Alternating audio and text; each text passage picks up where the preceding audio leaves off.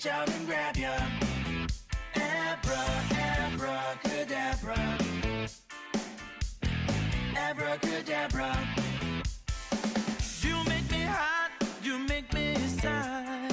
You make me laugh, you make me cry. Keep me burning for your love with the touch of a velvet glove. Abracadabra.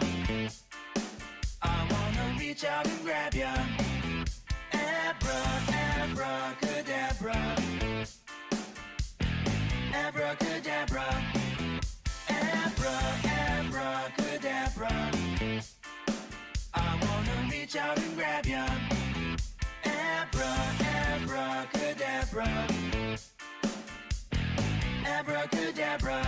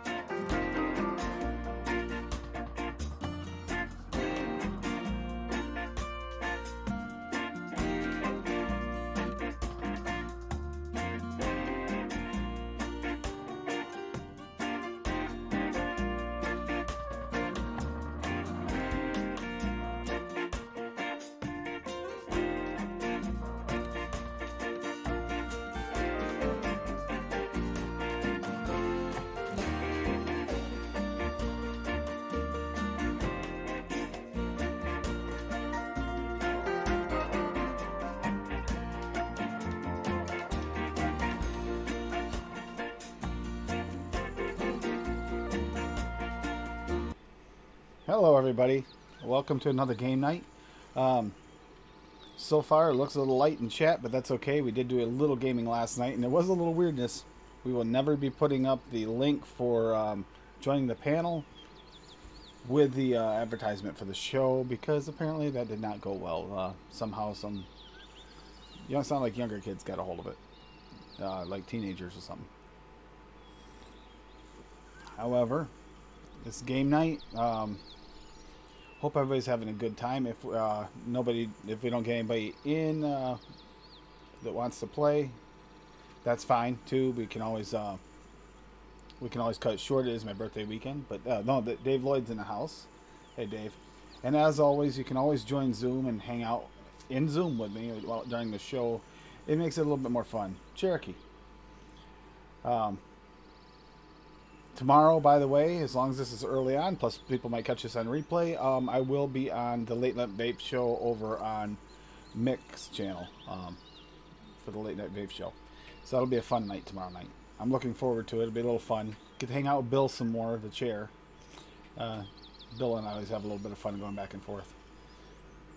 I'm not sure what the discussions exactly are going to be about, but, I mean, he asked, and they're nice people, so try to keep it that way, you know, keep the community going.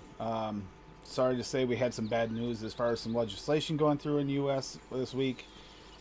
We don't know what that's going to mean. It hasn't been signed yet. It's going to take a while to come into effect. We got to figure out what's going on. But, you know, when we deal with that, we deal with it as we have to. But don't give up. Never give up. But, yeah, it's good to see you guys here tonight. And, yeah, I'm going to just start off with a little, you can hear the tweets in the background. I'm going to start off with a little quiplash because usually it's like a fan favorite. And if Duchess can manage the show tonight, he never got around to playing any of the, one of the games he wanted to play in the Game Pack 6. Game Pack 8 is apparently out. I'm going to grab it probably this coming week. I just haven't got a chance to this week with my birthday and everything else going on, plus the extra shows. And it was also a recording week for Lethal. You can hop in here, brother, if you got time. So, yeah, it's been a recording week where with the podcast. That should be up tomorrow. The What No Horror podcast should be up tomorrow as well. So, yeah, as we said, it's a lot of fun. We have a good time. It's just, yeah, this family means the world to me. You don't have any idea how much. So I do what I can to try and like make a Saturday night a little bit more fun. Try and let things be a little looser. If we do have a need for a Saturday night to be a more serious show, if anybody needs to or wants to talk about a subject, let me know in chat or in the comments, and I will try to make sure there's a show on the Saturday if that's the only day you can make it, for a mental health reason or even an advocacy session. We haven't done one in a while. I know we do get carried away with it sometimes, the advocacy, because we get a little bit fired up with everything going on.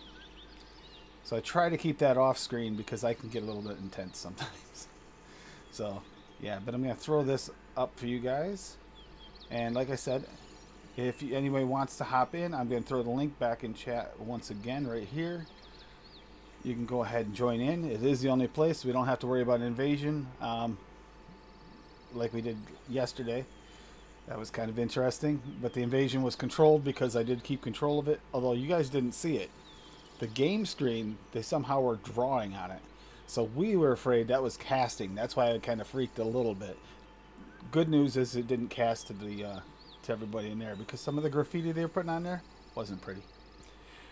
But yeah, so that said, we go ahead and tap this over, and I already have the game up and running, so that's going to be no problem. I just have to find the Jackbox one. There we go.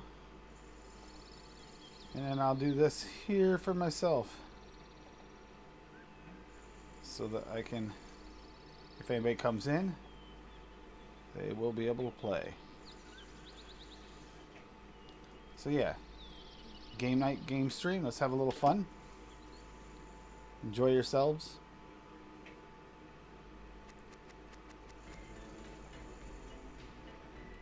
If anyone does have a special request for another game they see up here, we can try some of them. The only problem is some of them do not do well if you're not in Zoom.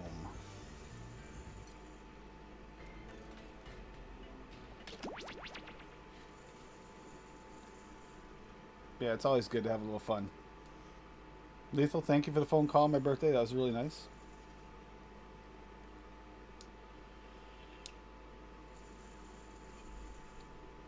Yeah, well, yeah, Cherokee, but it was my fault for putting the link out there with it, because I was trying to make it so people could join the party without actually having to be necessarily in chat.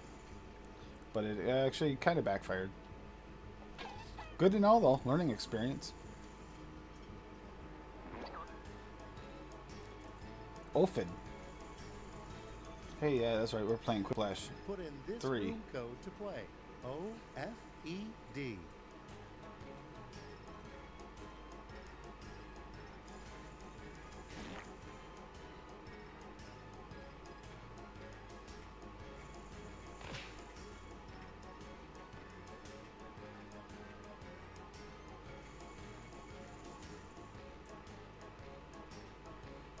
Yeah, I hope everybody's having a good week.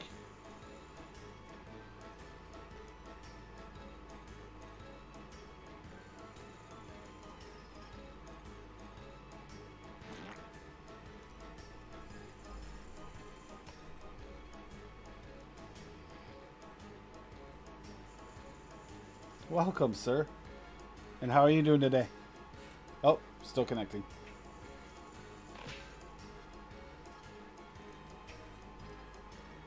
Oh, the bill? Yeah, that omnibus bill is not. That's just totally unfair. Completely, 100%. They tried to do the same thing in several other places, and they've done it a few times to us. It's not fair to have all this happen, to be honest with you. Now the question is, what's it going to do? There's a lot of fear that we'll see all the shops close. I'm sure there's going to be a workaround for like DIYers, but the shops are going to have issues. The good news is all those DIYers that actually make a little money on the side for DIYing might actually start doing a little better.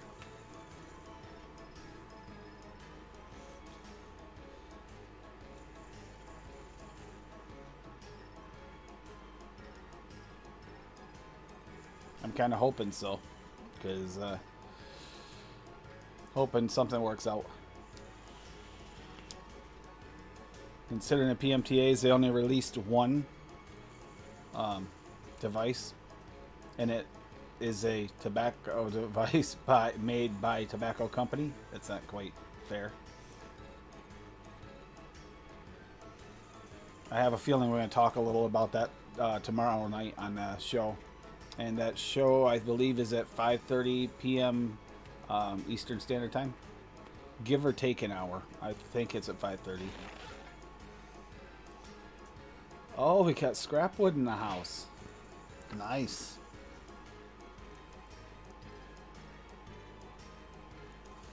Give it just a minute for everybody to get in who wants to get in. Dave, you've been kicking around a lot of chats for a while now lately. Yeah, I have. Can you That's hear awesome. Yeah, I can hear you. me? Okay. Yeah, you've been kicking around a lot of chats lately. I see you around a lot, and I love it. I mean, that's Thank the you. kind of community thing we need, is to stick together and help. You know, it helps people feel better when they feel more like connected. Oh, vaping's helped me so much. It's unbelievable. So I give back as much as I can. Yeah, we try. That's it. Harm reduction. I mean, if you care about it, you can't give up, no matter what. And I tell you, they push us in the corner a lot here. U.S. is bad, real bad. It's just as bad up here in Canada. I mean, maybe even worse because at least you guys have some say, and sometimes your politicians will listen to you. But up here, no, nothing. They lie right to your face and they just do whatever they want. I'll admit, actually, I think the U.S. still has to take the blame for Canada, because it's when they do that, it's usually U.S. policy that gets transferred over. Oh, 100%. Everything leaks across the border. And hun, you can start it. Yeah, it does. It leaks across the border, and for some reason they blindly follow. Blindly. Like they just I know. believe it. It's not fair. No, it's not. And we But do you know have what? to... I was going to say, I started, just getting ready for everything, prepping, DIY, just stocking up on everything. Wait, what? I've gotten... So I fell in love with DIY. I just didn't expect it. I'll be honest. I thought it was just going to be a hobby at first. And then it became like part of my life. I probably spent, oh God, $500-600 in the last 2 weeks on getting flavors. Not a terrible idea. It really isn't. No, well, given that they're going to ban flavors, and in Canada, they're not only banning flavors, but they're banning ingredients. So in the end, there might not be anything left. Yeah, the PG and VG thing, I mean, it's difficult, but they can't really completely ban it for the most part because of situations such as like farming and such uses some of it. Well, what I see them doing is implementing a restriction on buying nicotine. That's how they're going to try to shut down DIY.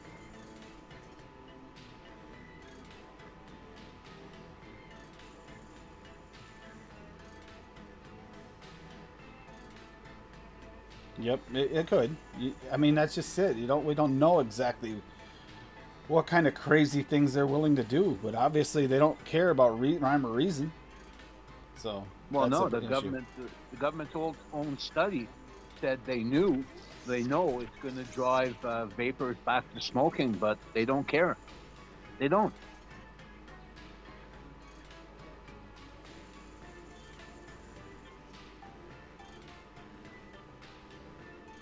Hmm.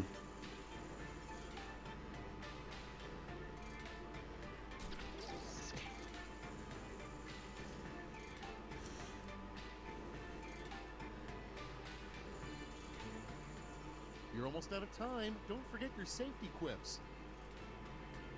Yeah, I gotta finish this.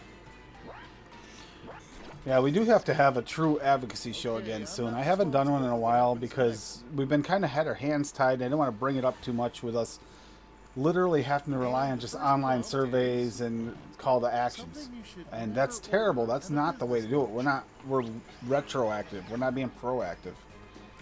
I agree. I've started to get involved with rights the rights for what's it called, the Canadian Advocacy Group, and my suggestion is much like Matt Cully. The whole narrative has to change. How we go about fighting for vaping rights has to change because all we're doing is regurgitating the same thing over and over again, and I don't think it's working. No, I've been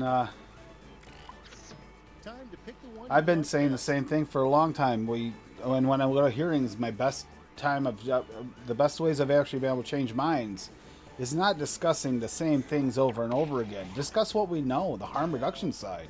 Stop comparing like they'll get us chasing nicotine. It's like, well, we already know. Next, We know nicotine. It's been discussed. It's no worse than caffeine. Why did we jump into that? We actually gave them power by jumping into it. We actually made more media news about it. Now it gets real. Right. Pick your favorite. And we got to focus on not following what they want us to chase and try to get ahead of it. It's the same cycle. They do the same 4 or 5 different like fake news stories in a row and just throw them in a random loop.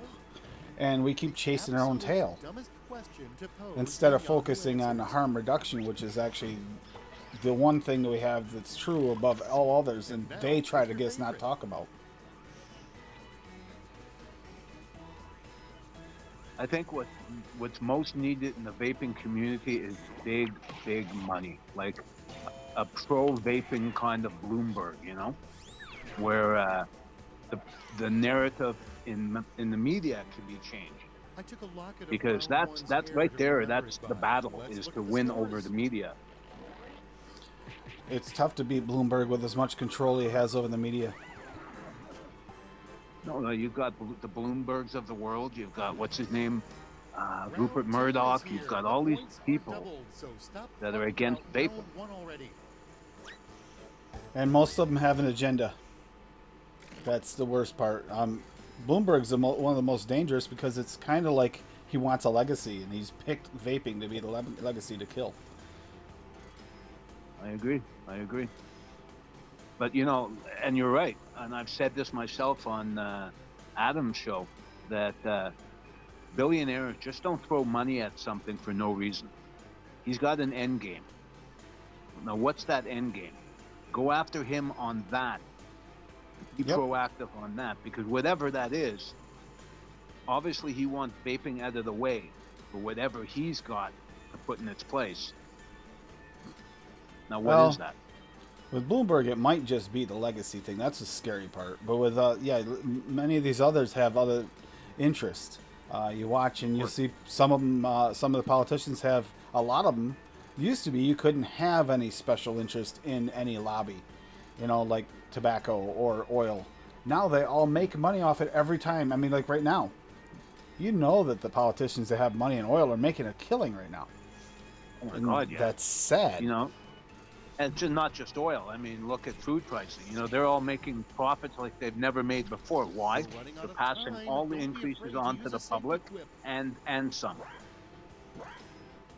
We're losing like we've Yep, never lost and before. all the transportation of any foods or products of any sort, all that money goes into government. They raise Social Security more than they have ever in the history of U.S., but they also raise Medicaid, the largest how do you think you increase did? they've have Let's ever in see. the U.S. So people that make anywhere around $1,000 or maybe just a little more might have actually lost money or are breaking even. Yet it looks good on paper, and they can brag that they gave more money, but they really didn't. No, I mean, Okay, pick one. it's going to take a while for people to realize how much their buying power has diminished. But when they realize that, they are going to freak out. It hasn't even all hit yet. No, I mean, the other day I was in the supermarket. We use a lot of butter, and it's gone from $2.50 a pound up to over $8 a pound. Bacon. Look at bacon. That is like Yep. the most bizarre. I mean, it used to be the throwaway meat. That's why it was always cheap.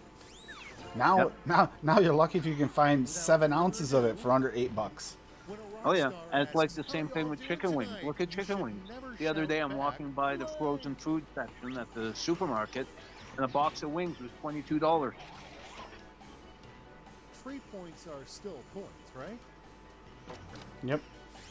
But I really feel sorry for like Next where I one up. work in What some of the areas, scandal there's will like rock the North minimum Pole wage this year? employees and single moms. I don't know how they're going to get by. I have no idea how they're going to get by. Here's the fun part. Pick your favorite quip. Yeah. Yeah, Texas. Oh, jeez. Don't get me started there. That's like its own country almost in the country. And you're big enough to be your own country in the country, so it's kind of. And the legislation there hasn't exactly been the greatest, even for your own like situations. The way that snowstorm was handled about a year ago, that was just pathetic. Terribly handled. All right, check this out. That snowstorm in Texas affected me so much. You have no idea because of Where should it the go? petrochemicals.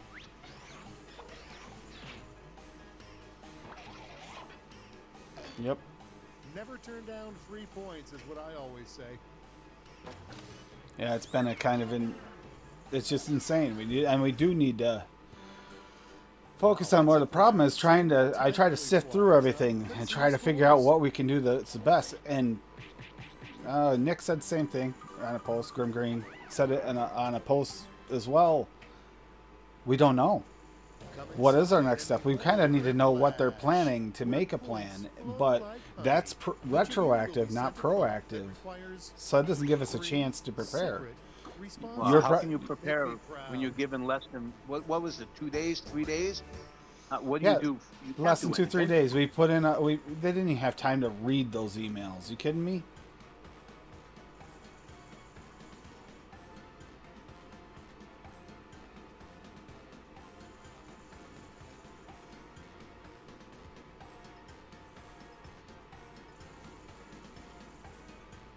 Hmm.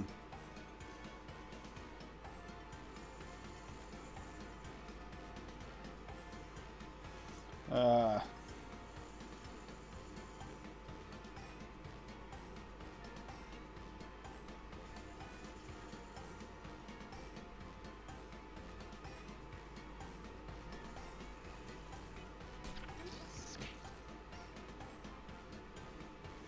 Weird answers there.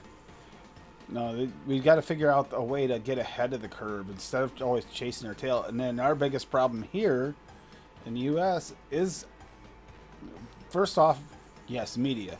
The second thing here is we don't have a universal health care or any type of healthcare system that actually benefits from long term from you actually being healthy. They actually they make money if you die before you're 65. They earn money. And if you happen to be sick during that period, of course, they make money hand over fist. Yep. Well, they'll spend some don't- money out to get you better. They will. But if they actually prefer you die quickly. Because if you die quickly, then, hey, the government makes money. And if they die slowly, then the pharmaceutical companies make money. So. Well, as long as you have a for-profit health care, nothing's going to change. 3 things that can bring true happiness. I mean, I might be mistaken, but I think the U.S. is the only Western country that does not have universal health care. Wow, enjoy the freebie. It's unfair. It's totally unfair for that to be the truth. My high school gym Of course, teacher taught especially me for 3 working things. class people. Blank, You know, when you have, blank. I'm not so familiar with your system, but you have deductibles like $5,000 from what I understand. Yep. Well, it depends on your what you have, but yes, there's deductibles with most things. And there's a cap as well, right? And that's another thing they did with the Medicare and Medicaid. They actually cut out some of the things they used to cover and make your copays higher. So not only did they increase the cost of it to offset what they gave you in extra money, but on top of it, they also created it so you're getting less coverage. So they really kind of screwed us on this last one. I mean, you'd think during this time they would try to give you more and keep it that way because you need it. No, they don't care. Someone, think of an elderly person, 65, 70 years old. They're living on a budget. All of a sudden, oh, we're getting an increase. So they think, thank God, because I really need it because all the price of everything went up. Oh, but we're taking it all away with your Medicaid and Medicare costs. It's like, wait, what? So in the end, they didn't gain anything except for they're living in a higher poverty level and trying to survive on less money. Get kicked out of their homes, get their homes taken by because they're behind on taxes. All these things are a possibility. It's sad. It's very sad. It's unfair. But isn't Vermont, by and large, a lot better for social programs than many other states? They were pre-COVID. Oh, they were. Okay. Now the problem that we're seeing in the state is they won't approve anybody. They almost got a complete lockout for people. Like, if anybody tries to go on disability in the state, forget it. It's almost completely locked out. There's like almost nothing. There's almost no way to do it. That's a big change, because I remember. Yeah, it used to be they actually would help out families a great deal. But you got to remember, too, that Vermont doesn't have a lot of money either. The state is fairly poor to begin with. Well, my wife's family, she has a lot of family that lived in Vermont, and when her grandmother was alive, she got sick, and I went down to her farm, picked her up, and drove her to St. Albans. And I was amazed at the health care she got. And because she was a farmer, I guess the state subsidized a lot of her health care. But it was phenomenal. The hospital was beautiful. No waiting, no nothing. No, the hospital has a lot to do with it. They're not super busy. Burlington Hospital is pretty good. That's where my son was when he was in his coma. Dartmouth Hospital in New Hampshire, which will work with Vermont Healthcare, actually isn't too bad. So you do have good coverage for doctors, decent doctors in the area. The problem is there's a lot of things that aren't covered anymore, and you'll wind up with huge bills and stuff you have to pay afterwards. And the Medicare, Medicare, like Medicaid programs aren't too bad to get into. Where you really run into your problems is anything to do with injuries, or if something happens and God forbid you have something happen and you physically can't work anymore. They will hold people out so long, the fact that they actually become homeless by the time they actually can even get in the system. And then when they're homeless, then it's even harder to get into the system. Wow. Sounds like a catch-22 you can't get around. They didn't used to be that way. This is kind of like a new thing we've seen since the pandemic started. Wow. Since the pandemic started, it has become more and more of an issue. There's nobody here, because if nobody's who nobody usually is, then nobody should get in here, because he could actually change it so we can get the other game going. And this was all recorded before my much publicized trial. I was just waiting for that game for him to get here. Let's kick it off with round one. Points are awarded based on the percentage of people who went for your answer. But yeah, we got to do some serious diving into what's our best route. And also, in your case, keep an eye on legislation there, because it's going to, you know what happens there. They get wind of that even omnibus bill even going through. They'll be jumping on it.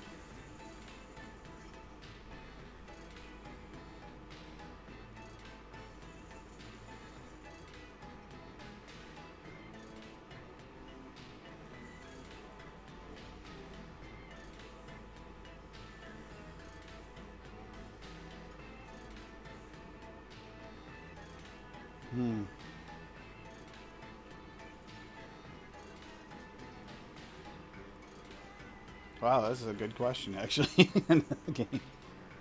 No, it's just...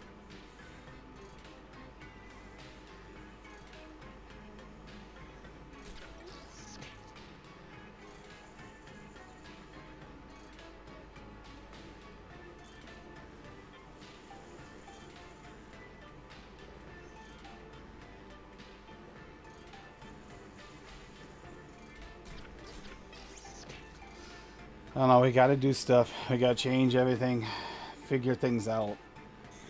Need to get on the ball. Like you said, we could use some money backing us and media backing that's mainstream. We don't have any good mainstream media backing us. They're all against us for the most part. Okay, show some love. Well, I said that to the people up here. We just have to, America has to think. We have to swing it in our favor. And that's going to take a lot of money.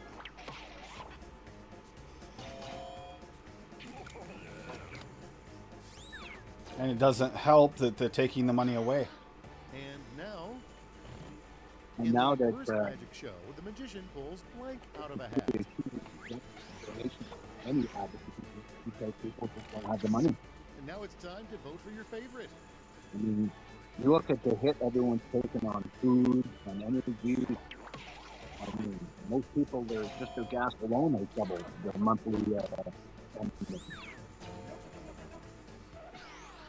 Next we have something stupid a 23rd century human might find in a time capsule from today. It's weird. We had a little bit of a audio blip thing go on there. Okay, choose your favorite. I could see that happening. Biden falling asleep in the time capsule. That wouldn't be impossible. Like him falling up the stairs at the on the plane. I don't know. No, that's nothing new. You remember Gerald Ford? Let's see how they He'd handle fall everywhere. something that would definitely not taste better pickled. I think that Decisions, politics decisions. has to Choose your soften favorite. because people are becoming too radicalized, and that won't help anybody. That's just my opinion. We need. It's difficult. I mean, how can you even guarantee that the politicians are even looking at your anything you send in?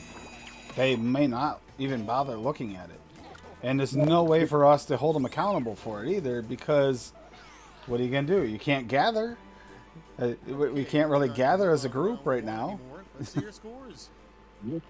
But it's been my experience the same thing. That when you do discuss vaping face to face with a politician, they just lie to you. That's Ready what for happened to me. round two?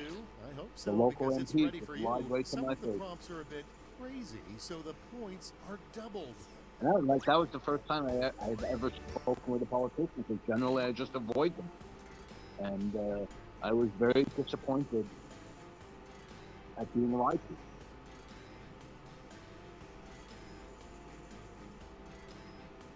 Maybe I'm naive. I guess I am naive, but you know, if you vote for someone, I would expect that they do something for you, and generally do something for society, not just line the pockets and make more money for the government. I mean, I don't understand that.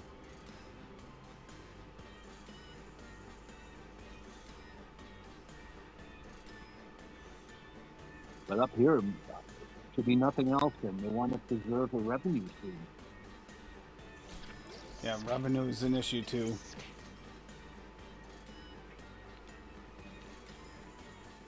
One day we'll figure this out, but unfortunately we're going to have to rely right now on, I strongly agree with this, the UK's legislation to hold firm so we got something to base it on when we fight back. But it's going to take It's going to take a long time. a long time, and that's if they don't keep throwing stuff at us the whole entire time to keep it away. Time's almost done. Save your bacon with a Historically, safety if you quip. go back and you look at the fight against cannabis, right? How did it start? It all started because the newspaper magnate wanted to preserve his pulp and paper interest, and he didn't want hemp to come along It's go and time. them to start making paper from hemp. So he basically had a How about we smear start campaign, and he Good sign that underwrote you're gonna all be like kicked the out of the reefer Justice madness League. and all this stuff. It was all from William Randolph Hearst. Voting time. Yeah, and I mean, I've heard many people say this is just a regurgitation of prohibition. And, It is. You know, It truly is. The only difference is, even in prohibition times,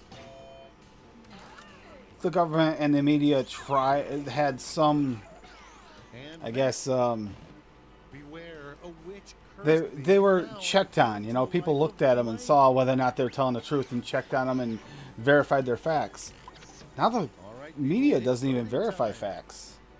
Well, no, because it's not news. It's not who, what, when, why. It's op-eds, and I've heard people say many times the same thing, and it's true. It's talking heads.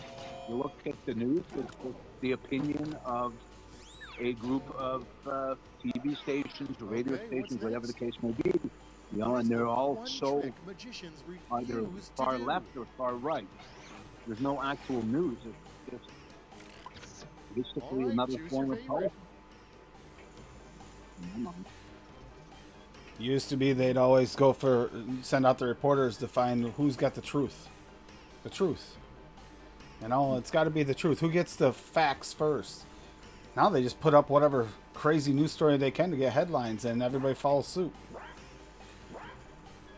You want proof of that? Ivali. Didn't even really exist.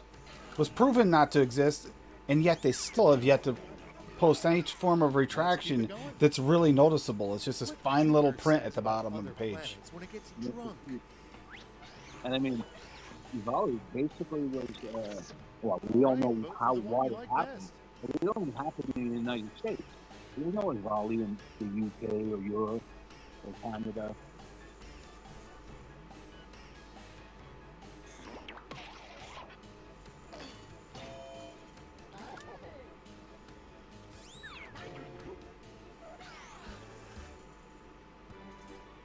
All right, let's put a cap on round 2 and see those scores.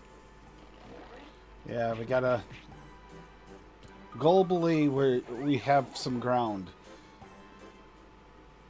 In our country right now, our ground is slipping, and A final chance to we'll make find your loopholes. We will find loopholes if we have to. That's what we do, but we shouldn't have to.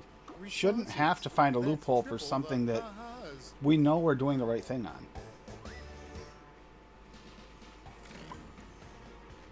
Well, I'm sure Bloomberg would like nothing more than to wipe out the UK. That must be a huge thorn in your side.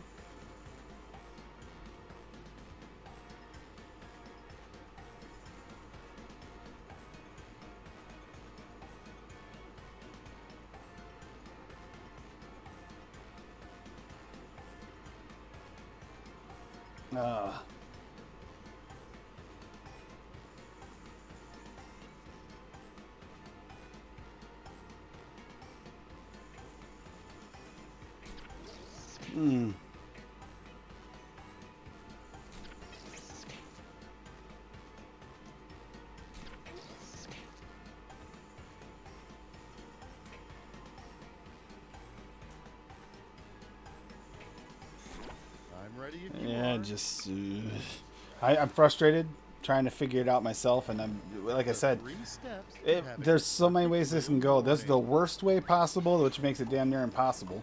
Loopholes will be the only option. And then there's, unenforced federal laws. The real problem we have, as we did with the others, is here in the U.S., is if states decide to reflect these laws and make their own to go along with them. See, that's happening up here. There was a story that was just on, my memory's good, but they were basically saying that the federal government is going to punt the flavor ban to the 3 province. distracting things to yell as And someone tries to hit a it'll be golf this, ball. what happens up here, it'll be the same thing that's happening down in the States. Decisions. Choose your favorite.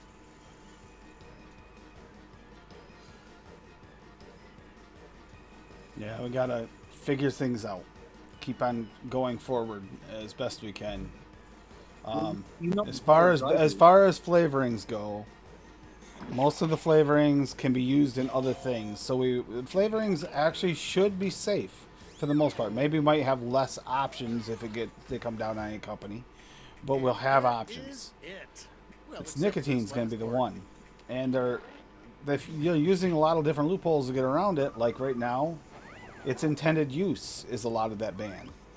They can't sell as intended use for vaping, but they can still sell it technically at this point. But same thing goes with PG and VG. There's other uses for them, so there are ways to get it. Yeah, they can't stop BG and PG. That's 100%. No. But what they could do with nicotine and flavors is put additives in them to make it impossible to use for vaping. Not necessarily, because there are people sensitive to certain flavorings, so that's why even Loran's has both styles because it can't make the flavorings in the other oil based for some flavorings. It has to be water based. So there's a good chance that they might be able to get away around it.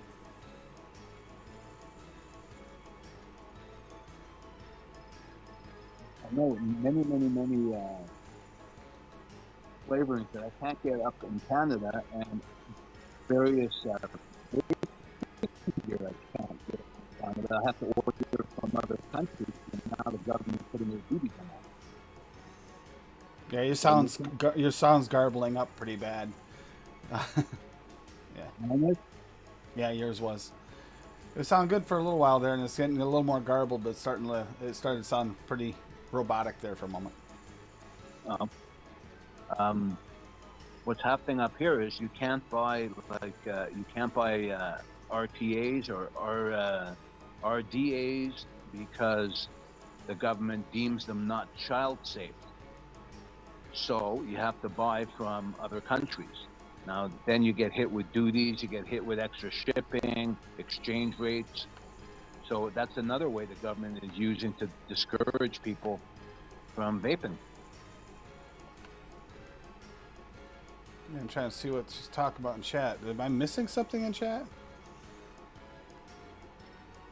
Or just wanted to play just the 2 games? Is that what you guys wanted tonight? Because there's not a lot of people here tonight. And it became a little bit more of an advocacy session, but I have no problems with that because we need to talk about things. No, I won both games and you didn't complain about it. You won both? No, that's Yeah. not allowed. That is not allowed. Someone's got to beat her.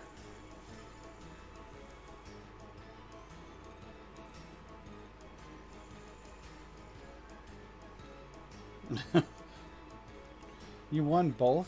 That's not okay. Yes, I won both. You No, the advocacy thing, we gotta come up with a plan that works. The plan over here is not working as is because we're not dealing with the same structures. We have everything working against us. Every organization or governmental agency that makes money off of people being sick, or they're involved in tobacco companies, or they're involved with, or they're under Bloomberg. I mean, Bloomberg himself. And you think Bloomberg is one way or the other, but if you really watch, Bloomberg media kind of just goes with whatever he wants to do. It doesn't always sway one way or the other. It really depends on what his agenda is. He goes with it. And he pushes most of his companies to follow it, whatever he says, if it's something he really cares about. And for some reason, he's got this bug in his ass over vaping, and I don't know why.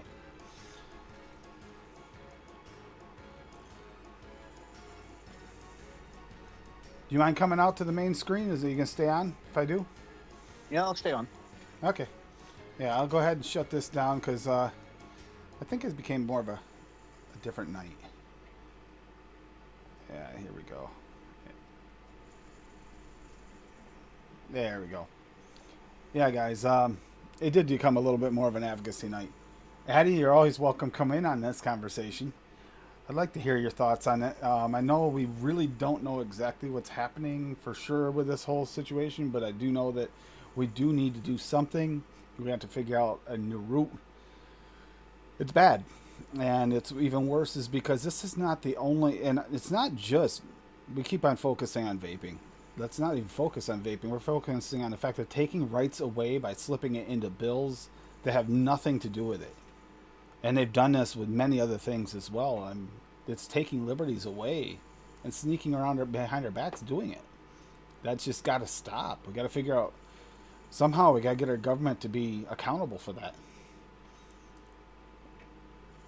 Now, can you bring me up to speed on, on synthetic nicotine? Has it replaced the free-base nicotine and salt nicotine? Or, because why is it so serious that they they are banning synthetic nicotine? Because some of those freebase and salt nicotines are synthetic. Not all of them are Okay. tobacco derived. It depends Okay. on where they're sourced from. Right. That's the issue. Is some of it is synthetically created or extracted from other ways instead of being naturally extracted, and that's an Right. issue. Not to mention, it's one another way for them to, if they put some hard regulations down like they've been trying to on the tobacco derived nicotine, and then they take away synthetic nicotine as our other option that we've been looking at as a possibility. We get limited even more.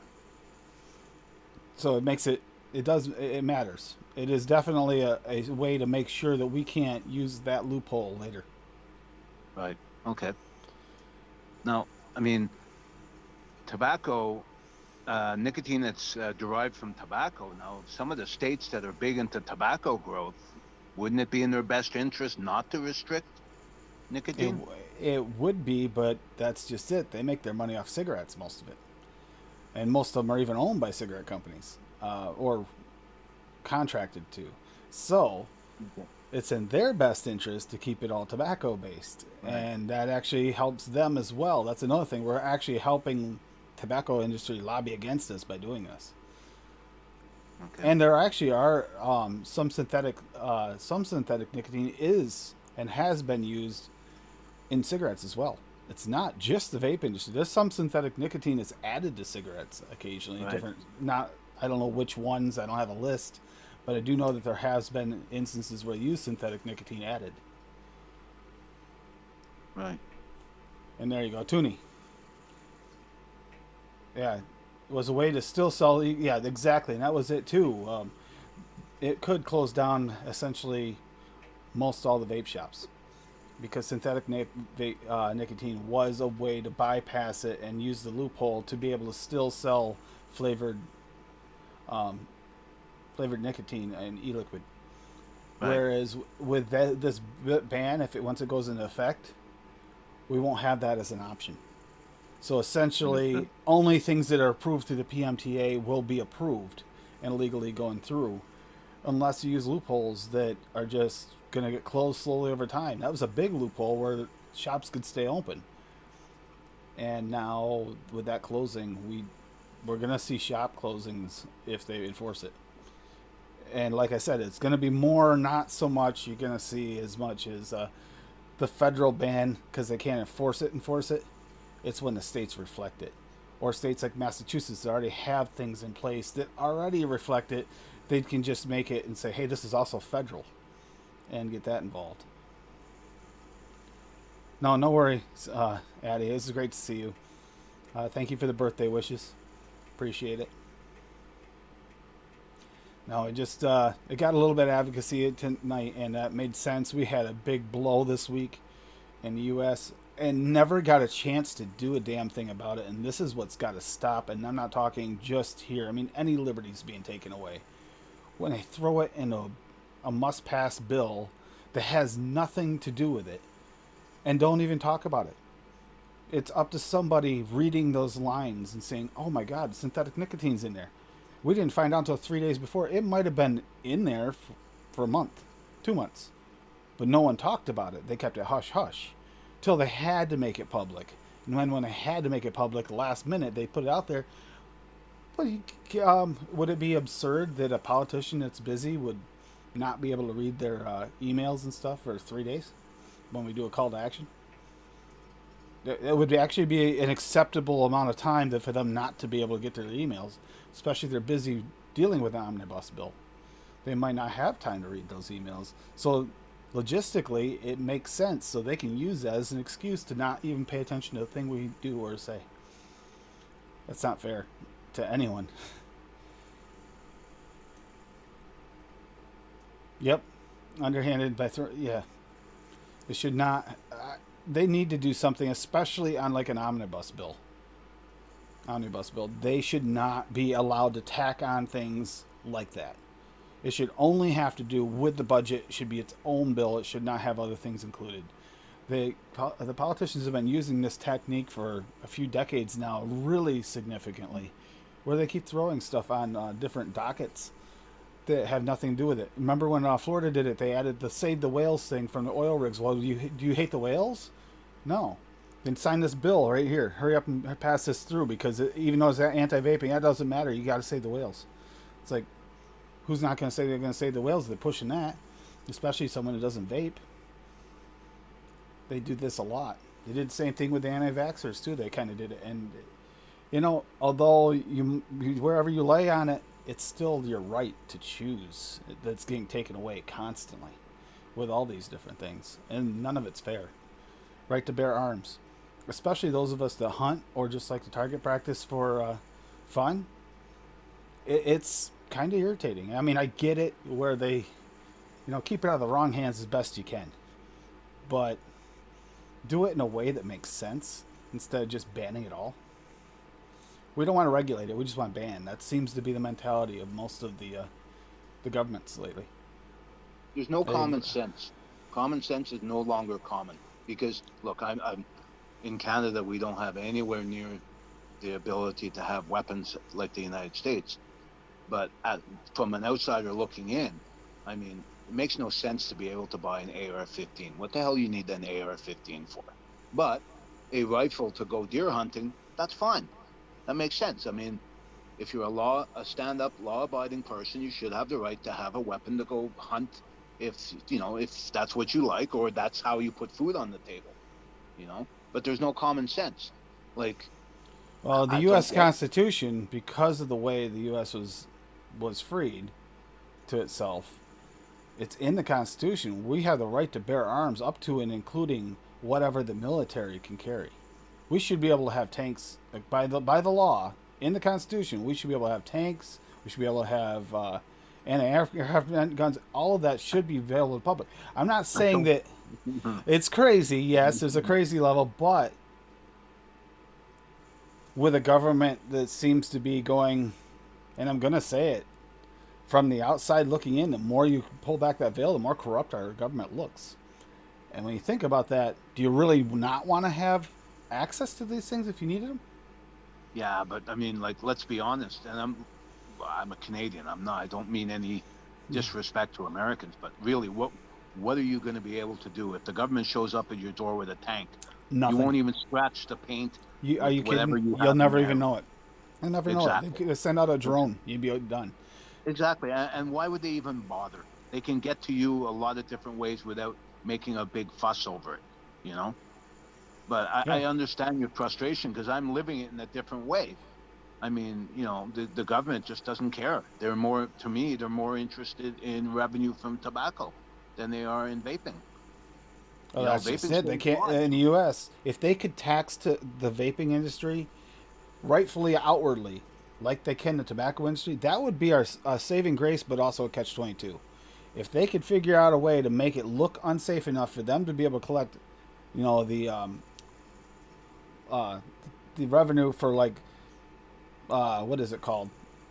I'm drawing a blank here, Addie. What is it? The taxes and stuff that they collect for about the MSAs, like the MSAs. They had something like that for vape, but the problem is they have to demonize it in order to make it valid to collect that.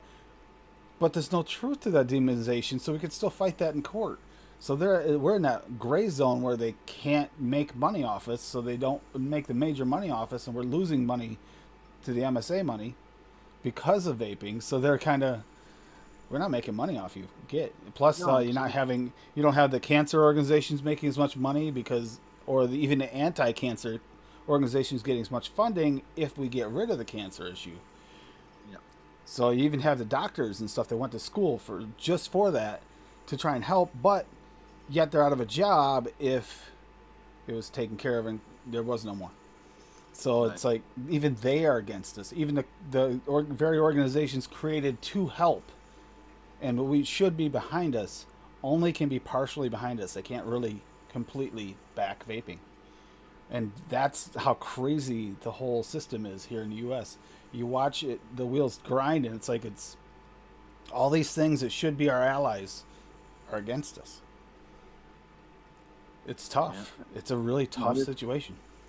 And unfortunately, everything that goes on in the U.S. eventually trickles across the border here. because a few years ago, vaping was 100% acceptable in Canada. There was no issues. And then all of a sudden, everything that's going on in the States started to trickle across the border. And like Cherokee said, I got suspicions on that as well. We're starting to get to the point where we're opening up after the pandemic, but yet they're still trying to pass a bunch of legislation, BS legislation. Same thing. Nobody knows about anything. It's not just our community. We know it because it's hitting us, but there's other communities that are going through the same thing. Gas prices all of a sudden miraculously skyrocket. Well, what's that going to do? Stop people from gathering who can travel to DC and try to get a rally together with gas prices the way they are. On top of the fact that the pandemic's still going, but the pandemic's lifting a little bit. So we could start to gather again. It's just, it feels like a lot of controls have been in place the last few years, and the government's been having a field day. Well, I mean, look, if you believe that oil has a finite amount of time, that they've got maybe 30, 40 years left of oil to make that money, they're going to make as much money as they possibly can in the next 40 years. So, I mean, that plays into, if the government is looking to restrict travel, well, there you go. It'll cost too much to travel anywhere. But there are a few things about that don't make sense. For one, at 30, 40 years, they've been saying that for almost 80 years. So that, for one, is an issue. And another is they can actually make gasoline from plastics. What are we always complaining about? We have too much plastic waste. Why isn't someone doing something with this? It's not even all that difficult. You can actually do it at home. Really? Because, I always think that it might be not as cost effective as just, drilling a hole, getting crude oil out, and refining it. But I don't know. I'm not a chemist. I'm not a scientist. It wouldn't be cost effective as much, but if that's the case, when does it become cost effective? When gasoline reaches $8 a gallon? Is that when it changes to be cost effective? I mean, there's got to be a point or a finite point that actually changes that from being cost effective to not. That's why they started doing more of the solar in some areas, is because it became cost effective over time. Right, and yes, and it's not subject to issues like what's going on now with the Russian oil and gas and the situation in Ukraine. Because if that gets out of hand, then we have a lot bigger problems to worry about. Cherokee, the truth of that is we wouldn't be feeling the effects of that quite yet. Not to this widespread. That's what the thing. They're preemptively raising gas prices before anything's really truly kicked in. It hasn't been long enough for them to jump gas prices that much, other than the fact that they're just jumping it. But they did this before too. Remember during the last war, they jumped up. We had over $4 a gallon. Well, they do. It's speculation that drives the pricing up, right? And I know here, in where I live in Montreal, it's just, if you guys are complaining about gas pricing, you'd lose your mind if you were up here, because it's double the price. And you could set your watch every Wednesday, like clockwork. Gas pricing goes up, so they catch everyone on the weekend. And Sunday night, it goes back down slightly, but it never goes back to what it was. And what there's like 5 things gas prices does too to this whole war situation. One, it distracts other countries, the citizens, because they're focused on the gas prices because it's actually affecting their lives. So they're kind of ignoring this whole war thing, other than it's affecting their gas prices, but for the most part, which also gives them the choice of, hey, we could use this if we really want to jump into this war. We could, based on this, by raising these prices, or we can use this as an excuse to make some money in the meantime for our government. I mean, all these things are a factor, and I don't trust my government. I just don't. So for no me, one does anymore. Decades and decades of the government lying. I mean, why would you trust the government? And I think it's more prevalent in the United States to mistrust the government, but it's an issue worldwide. I mean, look what happened in the UK with Boris Johnson. No, I wasn't at a party. Someone filmed the whole thing. How can you say you weren't at a party when everyone else had to have COVID restrictions, right? Yep. And I mean, it's just, if you can't trust your politicians, then you have a real problem. can't trust the government. And I mean, this has been a long time coming in the United States, a long time coming, and I don't know. And I'm worried that whatever trends are occurring in the United States will again cross the border into Canada. Like, nothing against people that support Trump, but I don't want a Canadian version up here. I can't believe how quickly things spread over there. And it's even worse is it wouldn't have spread as fast if you guys were still apart. If you hadn't been, emancipated out. Like, if that hadn't happened, I don't think you guys would have jumped the gun as quickly. The new government is, because it's its own government, is looking for someone to follow. Well, stop looking down. Stop looking south. Look elsewhere. I'm not kidding. It's crazy. And yeah, the unfortunate other thing is we got all the people like in the UK, I mean, and everything, and the ones in Ukraine. It is sad what's going on over there. We should be focused on that. Why are we focused on gas prices? Because it's affecting our lives. And we shouldn't 100%. be having that issue yet. You should be, for the first month, should be minimum gas price increases while we're focused on trying to fix the problem over there. Whether we can help or not, or see what we can do to help. But Our no, government- it's a whole distraction. Now, everybody's Yep. focused here. Our governments should be enforcing a bylaw that mandates that gas pricing cannot go up. It's a crisis situation. You cannot be making a profit on the backs of everyone just because you can. That And should, and during at the end of a pandemic that's already caused inflation to extreme levels. Like we're Yep. on the verge of another collapse again. And if nobody's noticing this, then you haven't been watching the numbers. We are on the verge of another financial collapse. We could possibly hit a recession any day with this.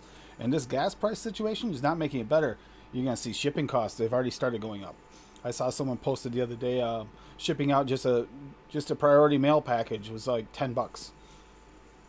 Tim, you know what? Shipping's been going up for a long time. Since this pandemic began, I used to get a dry box, a 40-foot high cube dry box from China, okay, for about $2,500, $3,000. They hit $30,000. So, and I don't think people fully realize how much comes from China. And it's, I don't know. I don't know what's going to happen.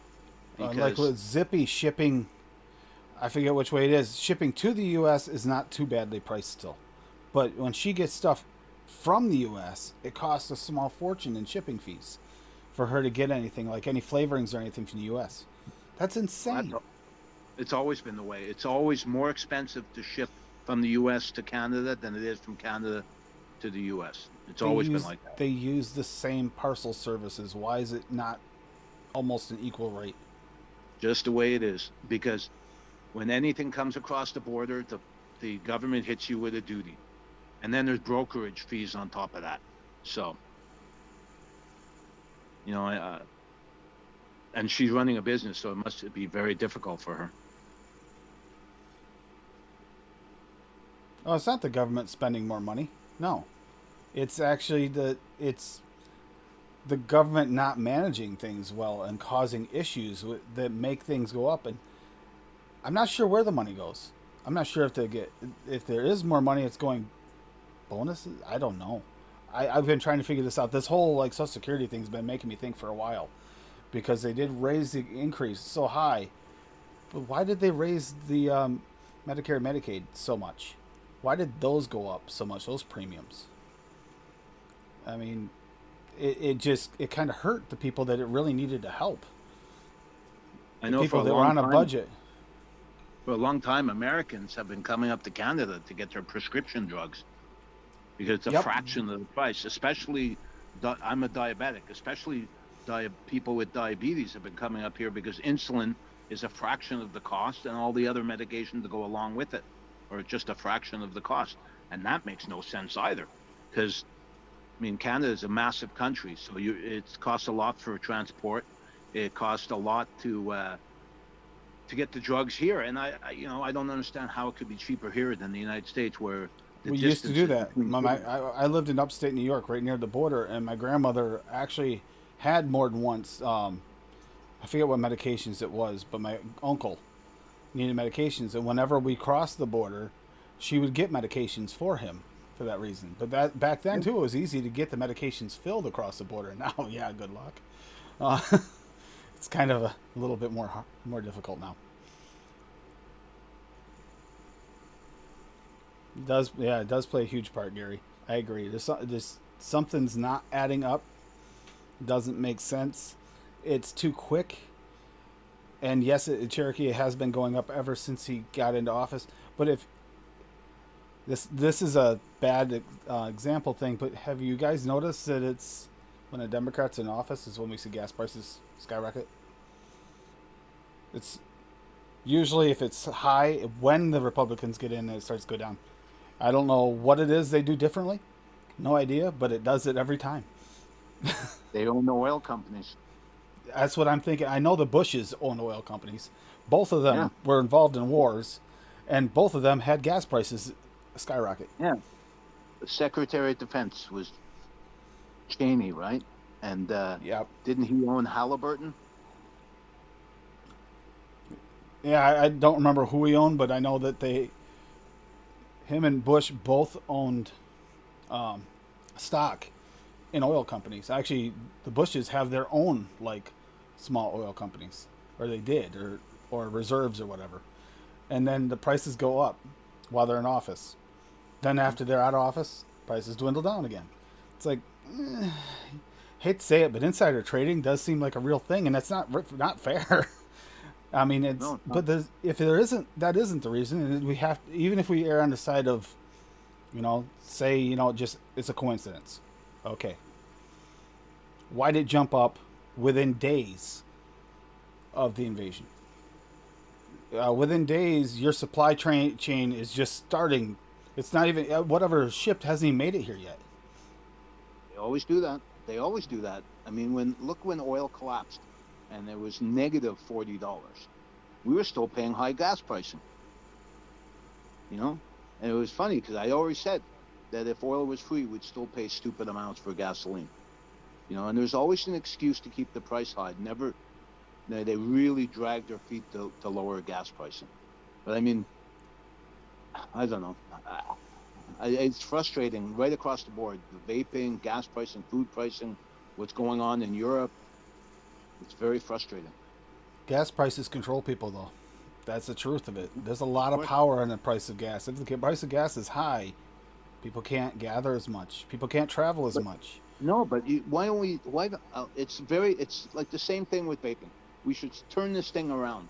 Okay, if we're so affected by gas pricing, get smaller vehicles that don't cost so much to put on the road. Then what are they going to do? If you have a vehicle that gets whatever, fantastic gas mileage, well, there you go. Now you've just blown a hole in their control over you. Yep. Now on vaping, the narrative has to change. Nicotine has to be rehabilitated to become a chemical, if you will, that is desirable.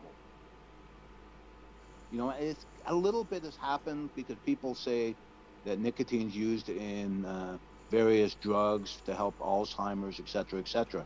Well, that has to be built upon. That nicotine has to be on the same, what's the word I'm looking for? Level as caffeine. Yep, they have to be on the same playing field. Dog has a coffee every morning, if not more, right? So nicotine has to be on par with coffee, so it's not demonized. That has to happen. And once nicotine truly does do the same chemical effect to your body as caffeine. It does the same thing to your brain. It does the same thing to your blood vessels. It's all it's on the same level. But you go ask someone what they think of caffeine. Go ask the same person what they think of nicotine. Go ask a politician who doesn't smoke. Do you have coffee in the morning? Yes. Do you have drink energy drinks? Yes. Oh, but you're not okay with someone having nicotine in their diet. No, that's bad. I mean, that has to be spun in such a way that nicotine becomes it's not demonized any longer. Then vaping would follow suit. That has to happen, and it has to be big money behind it. It has to be a media organization that's big enough to gain traction. It can't be And here we kind of play on a very delicate line here, freedom of speech is important, yes.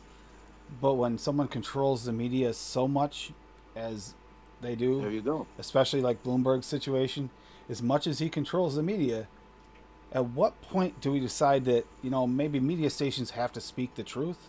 But then, if you give the government control over the media, yeah, then we get into a whole nother situation like we've had in past with other countries. Look what happened back in Germany with the controlled media. I mean, seriously, there can be that's a fine line. It's scary. You don't want to ask for it, but at the same time, you kind of want it at the same time if they were forced to tell the truth. But the government can't be in charge of that because it will be their truths, not the truths you want. That could actually really bite us in the back. Bite us right in the ass the second we tried to fight that. But I just wish there was some way to create mainstream media so it had to be factual. Back in the 80s, they used to fight for who had the facts first, the actual facts, and disproving each other was like their big thing. You don't see that anymore. You don't see any disproving. They just try to make a more grandiose story than the other guy. Oh yeah, it's clickbait. Yeah. But the thing of it is, no matter what happens with laws that are implemented against vaping, most 90% of the vapors that are currently vaping are going to find a way to keep on vaping. It's all the smokers that want to quit won't be able to quit. Right? Yep. And that's a sad thing. Like I've prepped enough that I can keep vaping for years. My cousin passed away like 2 years ago now. He was ready in January, and I had actually talked him into switching to vaping. Unfortunately, the cancer had already set in and he didn't know it. And he started vaping. He just went back to smoking. He goes, at this point, there's no point. But he goes, he wished he'd found it sooner because he also had left behind 2 autistic children. That was terrible for his family. And that's all because, and what he told me is, he goes, I would have considered it, but all the news always said it was bad for you. It's like, that's the problem. Oh, I know. I mean, look, I lost my mom from smoking, my dad from smoking. If vaping had been around, I would have had a family. And that's actually what I told the politician that was leading the flavor ban in New Hampshire. I told him that. Verbatim almost exactly. Have you ever lost anyone from cancer? He goes, yes, but not from smoking. He goes, yeah, but you know what it's like to see someone go through that hell. And when he said that, and we started talking, this is the guy that's heading was a Republican against the bill. Democrat. He was a Democrat against the bill, but he was head of it, and he actually talked to me about it a little bit, and he goes, "That makes sense."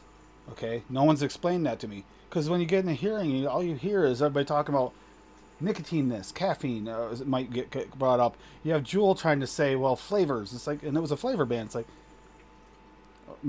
they gave me a chance to talk because I held up an M-Turk bottle to show them the label because they were asking about labels. So they gave me a chance to talk even though it was a closed meeting. I got to talk to them and I said, has anyone ever started smoking because they love the taste of cigarettes in their mouth? They love the taste of ash. And 2 of them started laughing right off the bat. 2 of the senators started laughing. The second they started laughing, I knew I had them. And I look over at the Juul rep, and he turned white as a ghost. That made me feel better. Even though I had spaghetti legs and had to go out in the hall. That's where I met the guy, then he came out. And, yeah, he talked to me for like a half an hour out in the hall about things, and they decided to put a vapor on the committee. They asked me if I could do it, but I actually live in Vermont, so I couldn't do it. Couldn't be on the committee because I didn't live in state. So things can happen. Tell the truth and speak about what you really mean. Don't get off on these side tangents or just because you want to sound like you're talking about things. And don't get hung up. And he admitted this back at me. They're not interested in the studies. They don't have time to look through them all. With all the legislation across their desk, one study versus another, it's hearsay. They don't have time to really research and who tells the truth. What matters? Your health. Your health is better than it used to be. I told the story about the guy that came into the shop. They used to do triathlons there. He used to come into the shop constantly. 2 years before that, or 3 years before, when he started vaping, he couldn't climb a flight of stairs without getting winded. That's the kind of thing we need to do. And there's medical documentation on it for anybody who's had this, like had emphysema and it got lessened. You know, all these things there's actual science behind that. We don't need to start a whole new science or have some kind of study done outside of that. That's our living proof. That's more important than anything you can ever do with a test. But didn't Matt Cully say that all the arguments we've been making to date just aren't working? No. He's right. He's right. The science is in the actual benefits that people are reaping from switching. And it's become obvious in the last, I don't know, 5-10 years that people aren't listening to science any longer. Just by... Sorry. Oh, no. The only other thing is, yes, we still lose people. But that most of the time, that is because of either, you know, they're prone to cancer for some reason, or they had smoked for 35 years that caused damage. Cancer was already there, it was just dormant. We can't help that. We made their life better for the last however long they were vaping. That's the approach I took. Look, I smoked 43 years. I know what's coming. But in between the time I quit smoking and started vaping to the time it happens, maybe not, okay, I'll have a much better quality of life. Yep. And that's what I tell people. I tell everyone that, you know, and it's an uphill battle because the media hits that, popcorn lung, EVALI, this, that, you know. Popcorn lung. They were 150,000 parts per million. It was constantly, like, every day going into work and being exposed to this for 10, 12 hours a day. That caused popcorn lung. Exactly. Cigarettes have like 700 parts per million of it. Yeah. No one talks about popcorn lung with cigarettes. 7 parts per million if it's a heavy concentration of diacetyl in your vape. Yeah. 7 parts per million, and you can die from that. What science are you going off of? I mean, there's no science here. That's just it. They're not following science. They're following. You get just about as you have more toxins in the air you breathe every moment of every day, even if you have the purest air in the world. Yeah, oxygen in the air is actually more toxic than that. But you know what? When you try to tell someone that, they just, their eyes glaze over. You do. They do. They just completely, you watch them shut off. You can watch them. And that's the thing. Yeah, if you speak at any place, watch them. Pay attention. If you're losing them, change gears. Don't stay on the same topic, because you can see where they start to lose interest. And that's where you got to kind of switch gears and talk about something else important. But don't dive in. Try not to dive into real life experiences. And that seems to work really well. It's worked for me several times now. So that helps a great deal. And it's, if you can talk to them face to face, obviously through an email or something like that, you do your best. But do we know if they read it? I mean, I've got a couple responses from it, but not as many as I'd hope.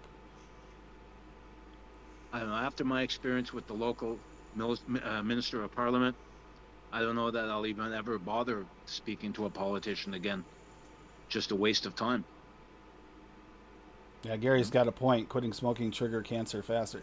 It's the same thing like when you have a biopsy. Sometimes at biopsy, you're thinking, well, we got to get that checked if it's cancer. They take that little piece, they cut the hole, and it spreads. As soon as that's aggravated, it spreads everywhere. And that's an unfortunate thing. Quitting smoking is a shock to your system, and that's what cancer is a reaction to things that are foreign in your system that have caused a mutation in your cells. Right. So, quitting can do it. And that's why one of the reasons why I think vaping actually is a good version, because at least you're getting some of that sensation and stuff like that. If you did switch to like gums or something like that, you're not going to have that feeling in your lungs. So if your lungs have some of that in them, you're liable to have that trigger. Maybe you might still last a few years, but you would have had a lot longer if it hadn't triggered that response in many people. Because you stopped on something. That's why one of the reasons why I think if you see people who switch to vaping, if they switch soon enough, usually you don't see it for the first 5-10 years. Mm-hmm. We see a lot of them make it through that, and then unfortunately when it hits, cancer can get hard. I saw it with Vaping Trucker, and that was terrible. I can't believe how but if you are gonna go from cancer, I mean, I'd rather go like that than I've seen the long drawn out version of that as well. I've had No, well, a if you're lot of not lung cancer in healthy, my family. if you're not healthy to start off with, cancer usually takes you pretty fast. Like my mom, the cancer wasn't diagnosed while she was alive. I got the autopsy report. 'Cause my mom went in the hospital, and 5 days later, she was gone. They didn't even finish testing everything, and she was gone. And it was smoking related cancer, and because she smoked for a long time. My dad died of lung cancer. I have so many aunts and uncles that have died of cancer. It's unbelievable. Is it environmental? Is it from smoking? You'll never know. You never know, but every one of them smoked, so that's Yeah. a kind of a kicker. Yeah, I've lost a lot of family to cancer for that reason. My grandfather, he had it, he knew it, and he kept smoking up to the end. He kept fishing to the end because he didn't want his quality of life to be bad. So when he went in, he went quick afterwards, but he was in Yeah. real bad shape by the time my grandmother finally talked him into going in. Yeah. But smoking, he's a lifetime smoker. My uncle was a lifetime smoker. My aunt was a lifetime smoker. My cousin was a lifetime smoker. Most of my family is lifetime smokers on my mother's side, and we've lost a lot of them to cancer, and not as many on my father's side.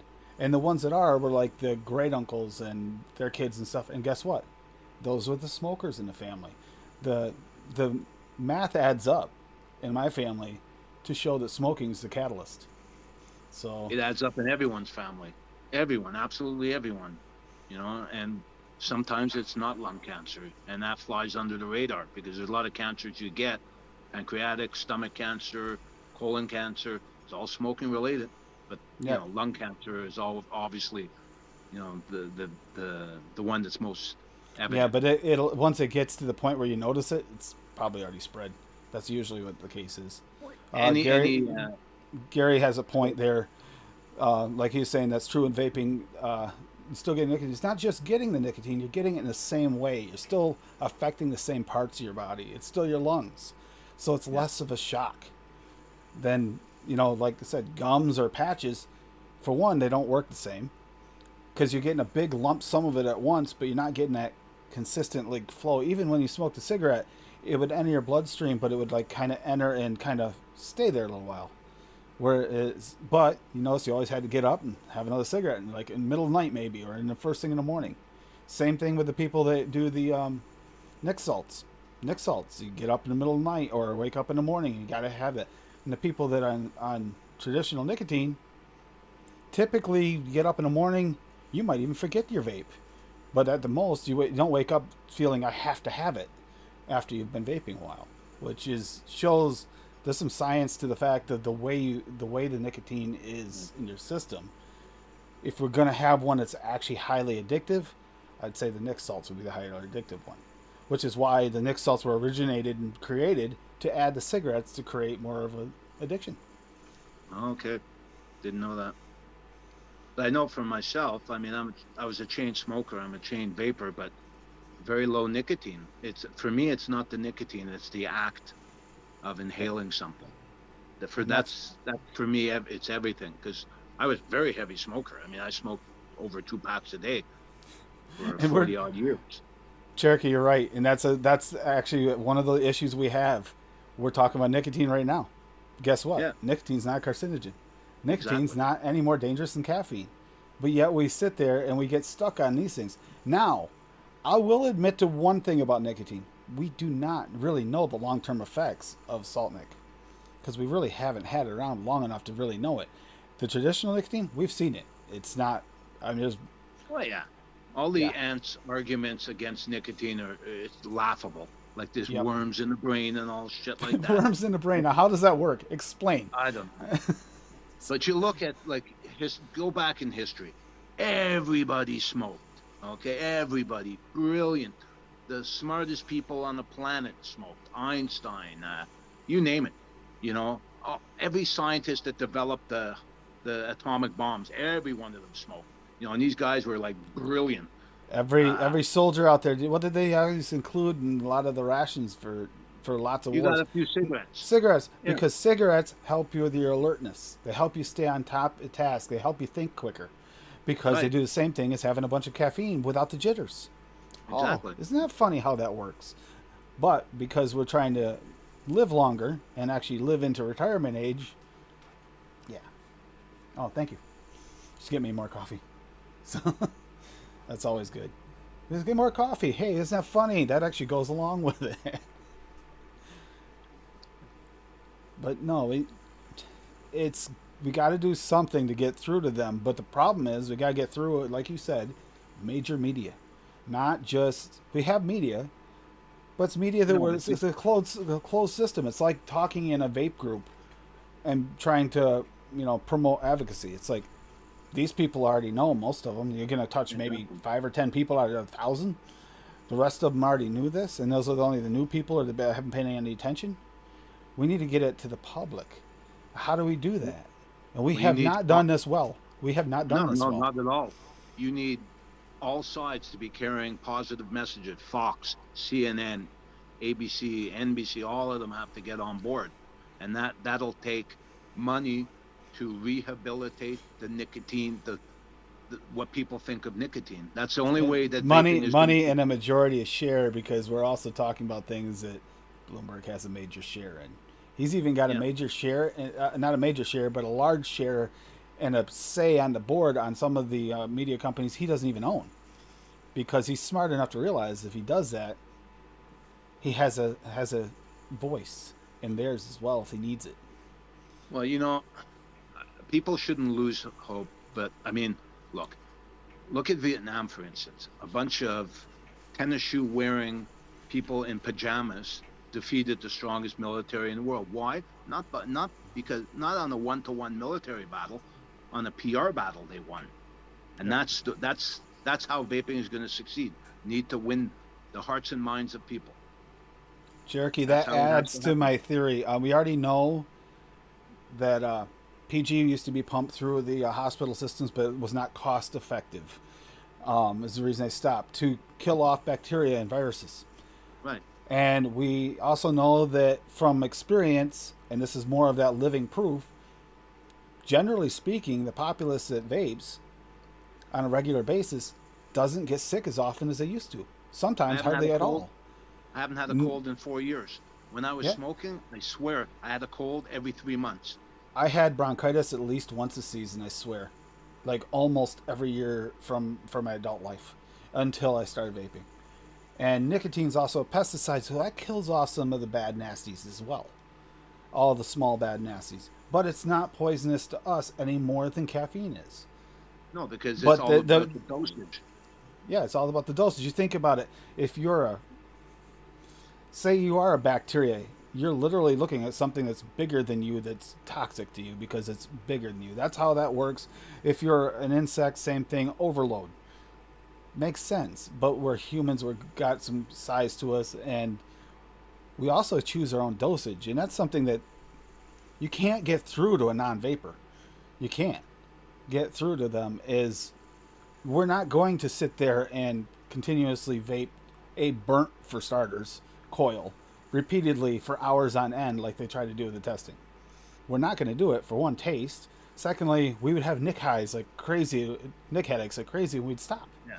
And they don't understand this. I mean, the forced lab rat thing, that's not a proper test. There's no way for them to set that up and have it actually be proper. No, that's like everything else. I mean, it's hyperbole. I mean, like water. I mean, if you drank a bathtub full of water, you're going to be dead. Yeah, you drown. Yeah. And that's how it works. I mean, as far as like being a pesticide, it would be like us drink a bathtub full of nicotine in comparison to what the insects are getting into their system. Yeah. And that's why it's not harmful to us. But again, it comes down to making nicotine, taking away the stigma against nicotine. Once that's gone, I swear, I fully believe that vaping will be acceptable. Yeah, the benzoic acid actually creates it so it actually absorbs in your system quicker. That's the only thing. However, we don't know if that's faster absorption rate We don't know the long-term effects of that, to be honest with you, but it doesn't seem to have any bad long-term effects as of yet, which is still better than smoking, because within 5 years of smoking, you're already coughing up chunks. So you would Oh know the God, yeah. difference. You should have seen what I was coughing up for probably the last 20 years I smoked. It's disgusting. Now, I mean, I still cough. I did damage to myself. Make no mistake about that. But nowhere near as much as I used to cough. And I'm not coughing up oysters. Sorry to be disgusting, but I'm not. I'm not. Yeah. You know, and I don't stink. I don't. The not stinking thing, people don't even understand what that means. They don't understand how much that means to us.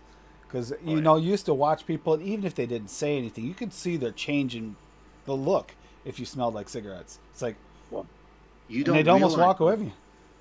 You don't realize how bad you smell until you smell someone that smokes now. You It, know, and it turns your stomach oh after yeah, you've been vaping a and while. you know the nicotine. I get well. It's not nicotine. The tar Yep. stains, the yellow stains on your fingers. You know. Yep, nicotine can be made from regular or synthetic. Yeah, I mean salt nicotine. Yeah, it can be.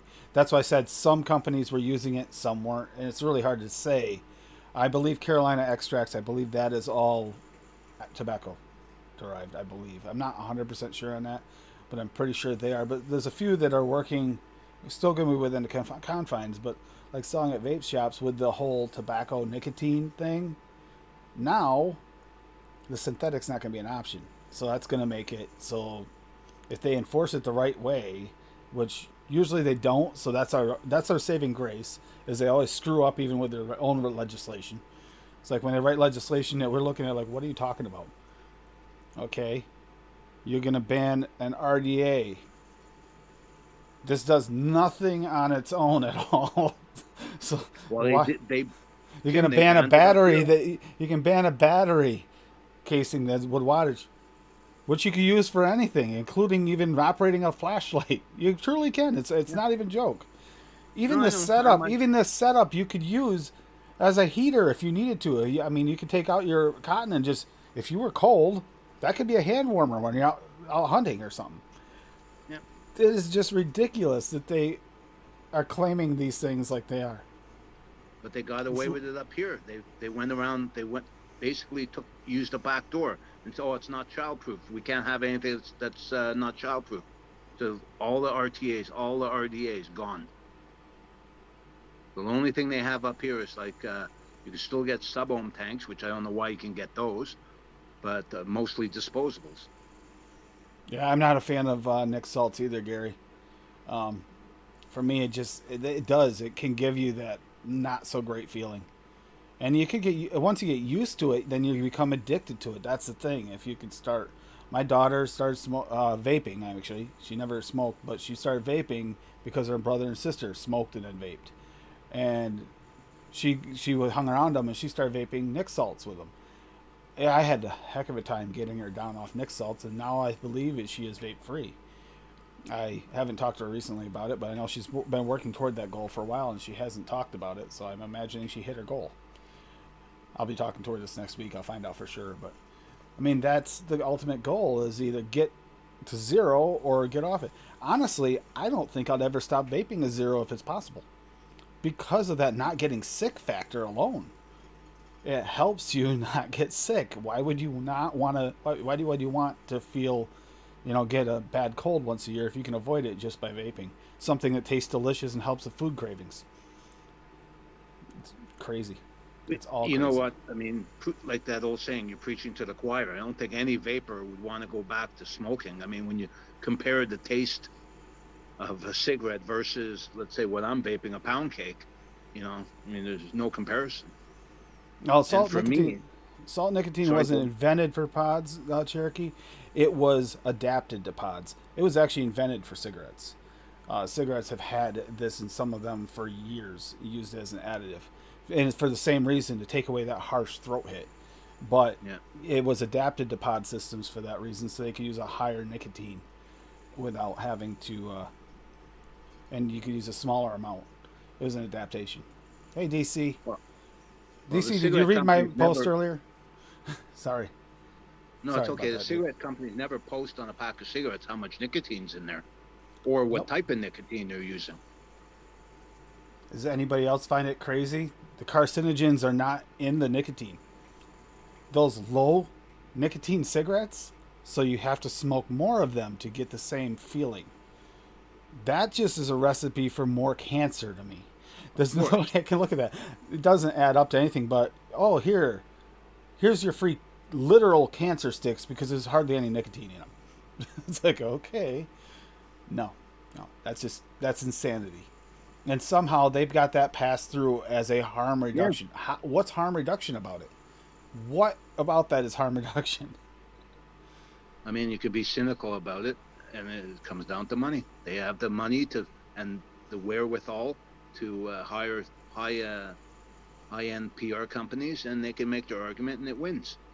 And and that proves beyond a doubt, if you had any doubt about it, that politicians watch the news Yep. because they pass that through because they see the bad nicotine bad all the time, and they see that and they Yep. thought nicotine bad, we can pass it.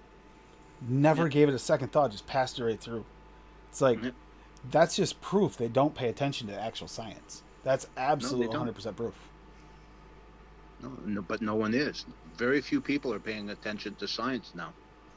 You know, it's all social media. Whatever some internet influencer says, they run with, or whatever Fox News says or CNN says. You know. Hey, Mick.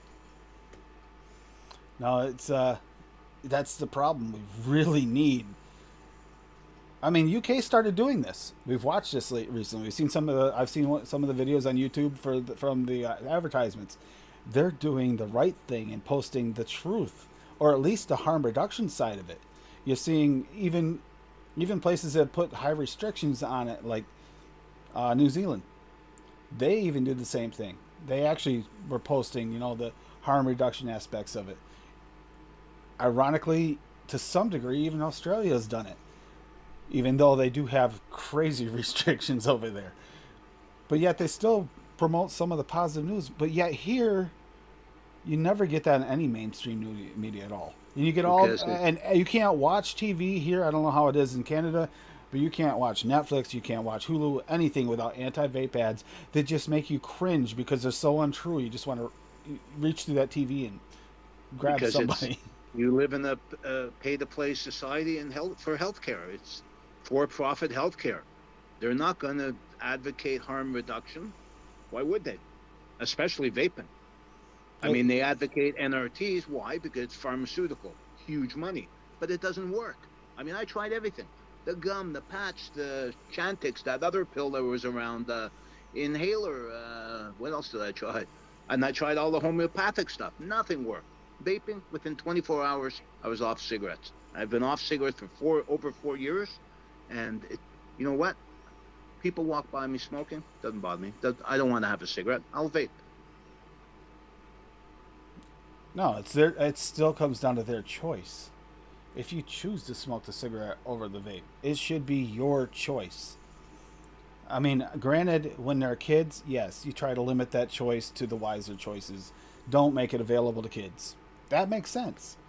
But once you're an adult and you've decided what your addictions you want that are legal, they should be optional to you. As long as you're not harming someone else. 100%. But like you just brought up the children, okay? Teenagers are going to do what teenagers do. They're going to drink. They're going to smoke cigarettes. They're going to smoke dope. You know, they get it. How they get it, who knows? But they're going to do it. We actually we have seen this now, and this happened when Trump did his first thing. Okay, when we had the first rally and everything. We're actually like demonizing children for making a healthier life choice over smoking. What is wrong with? I mean, as much as we don't want them to start any of that at that age, they made a wiser choice. As a parent, you have to kind of be proud of your kid to make the better choice. But it's, Good luck with that argument. Yeah, I know, but it's crazy how that works. And yeah, it became a little bit of a more of an advocacy than a gaming session tonight. Sorry, guys, but just lots happened lately. We're all dealing with this. It's a real thing. And it's not, I'm curious, and I'm almost positive this. We paid attention to this whole synthetic nicotine ban in the omnibus. What else was in there? What other liberties were taken away that we didn't pay attention to because it wasn't important to us? I mean, that's how this is going. They keep doing this. And nothing's talked about. We found out a few days ahead of time because they had to make a public announcement. Because they legally have to do that. But they only have to do that for 48 hours. Or 3 days or 4 days or something like that a week. It's been in there for a long time. Ever since they probably wrote the bill. What chance do we have to stop that? Zero. 0% chance of stopping that. We tried. I know a lot of people did that call to action. You know what, though? I mean, speaking just for myself, I don't have a lot of faith in the call to actions. I really don't. Because I think the governments have made up their minds, and they're going to run with whatever they're going to run with, and there's very little we can do anymore. And, you know, any time that anyone really makes a concerted effort to stand up to the government passes a law, and then you either go home or you go to jail. When I went to the hearings, I had sent in emails to every one of those politicians. A couple of them actually read their emails. Most of them had no clue what I was even talking about when I got to hearings here in Vermont. Had no clue. Not a clue at all, because they never paid attention. They don't even pay attention to any of those. Because they had it in their minds. They wanted to pass that bill. But I raised enough stink that caused them to screw up a few things that they were using to try and pass the bill, like bringing in minority children. I mean, serious minorities. We're talking dark skin with turbans on their head. Don't even know what nationality that was, but it would have made a great news story. They had the news crew set up in there. But the lady that headed the bill there here in Vermont for that bill had talked to me before and knew I would actually have a chance to rebuttal them. Sent them out in the hallway, and they had to do their interview outside, so they never actually got that exposure they wanted in the room. They took it outside because she asked them to. Because she knew I was going to rebuttal against it, and they wouldn't have anything to say because I had done my research. And, you know, that's the thing. Being there, if I wasn't there that day, that would have went on all news networks in Vermont. It did go on anyway, but it's a little blip. You know, it looked like a little commercial versus an actual headline. And that's the thing. We got to be there. And how are we there? We got to know about it, and you got to actually go to the hearings. And face-to-face is the only way they can't deny you. This is where the first rally. Do you think things would have changed if we hadn't shown up in a decent amount of numbers? Wasn't as good as we wanted, but there were numbers enough there to make them notice. It wouldn't have went the same way if we hadn't. I don't know. Up here, like I said, I went face-to-face with my local MP. It was a waste of my breath.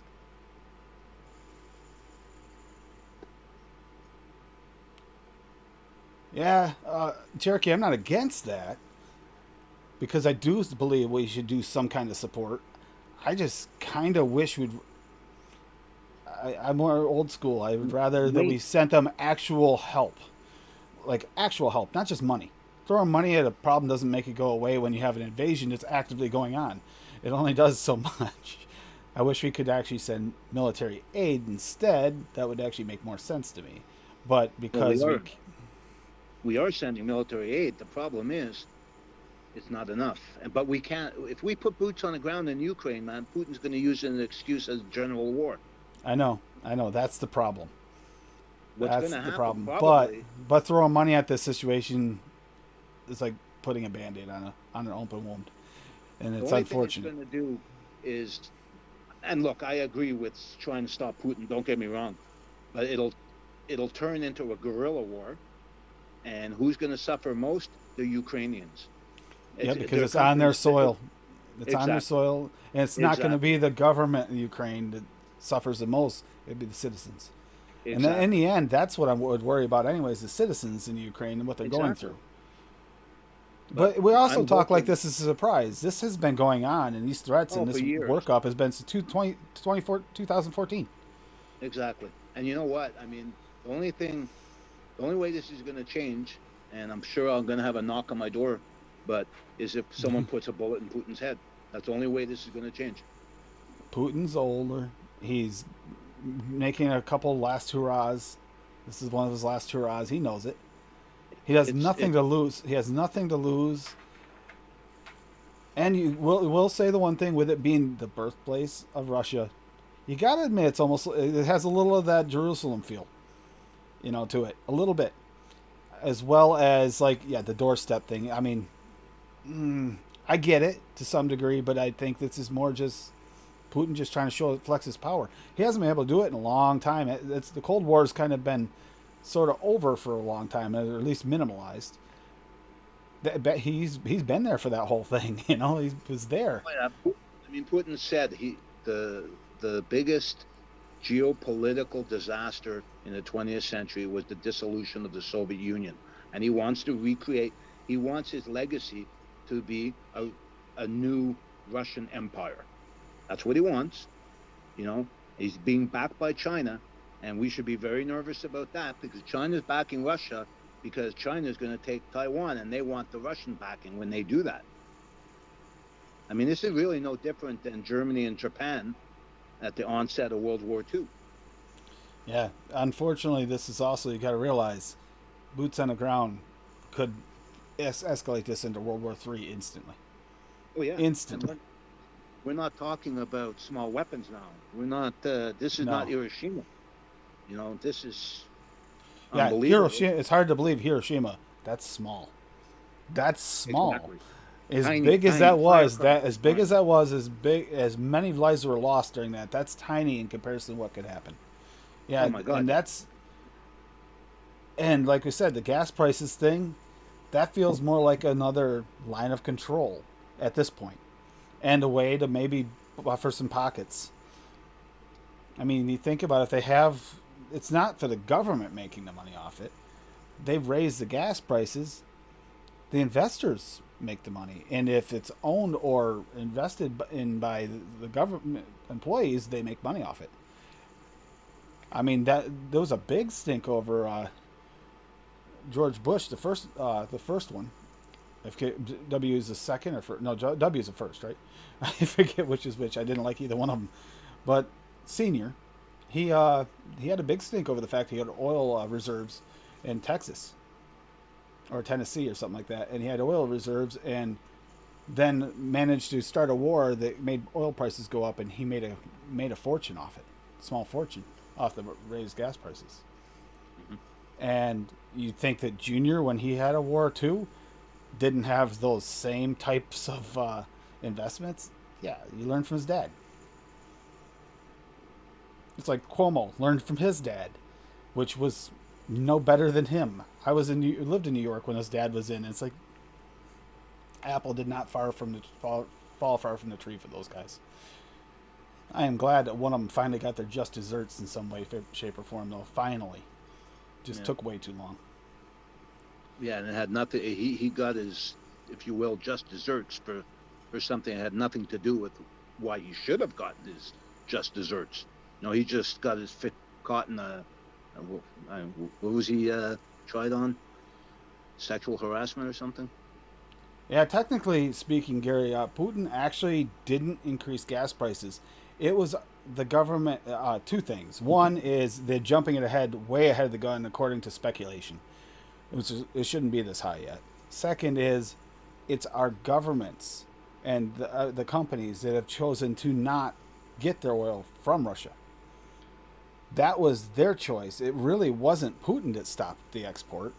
He never said there wasn't one. Same with like Disney and Netflix pulling out of Russia.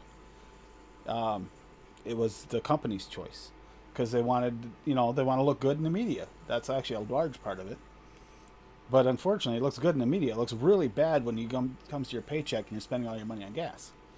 Which, if someone's on a budget, that can dangerously make you not be able to afford your food. Look, Russia represents a microscopic amount of oil that North America gets. Okay, number one, Saudi Arabia. I don't know who number two is, but I know number three is Canada. Which is why when the Gulf War was going on, that was such a big deal over there. That's why we had such gas fluctuation prices then. Yeah.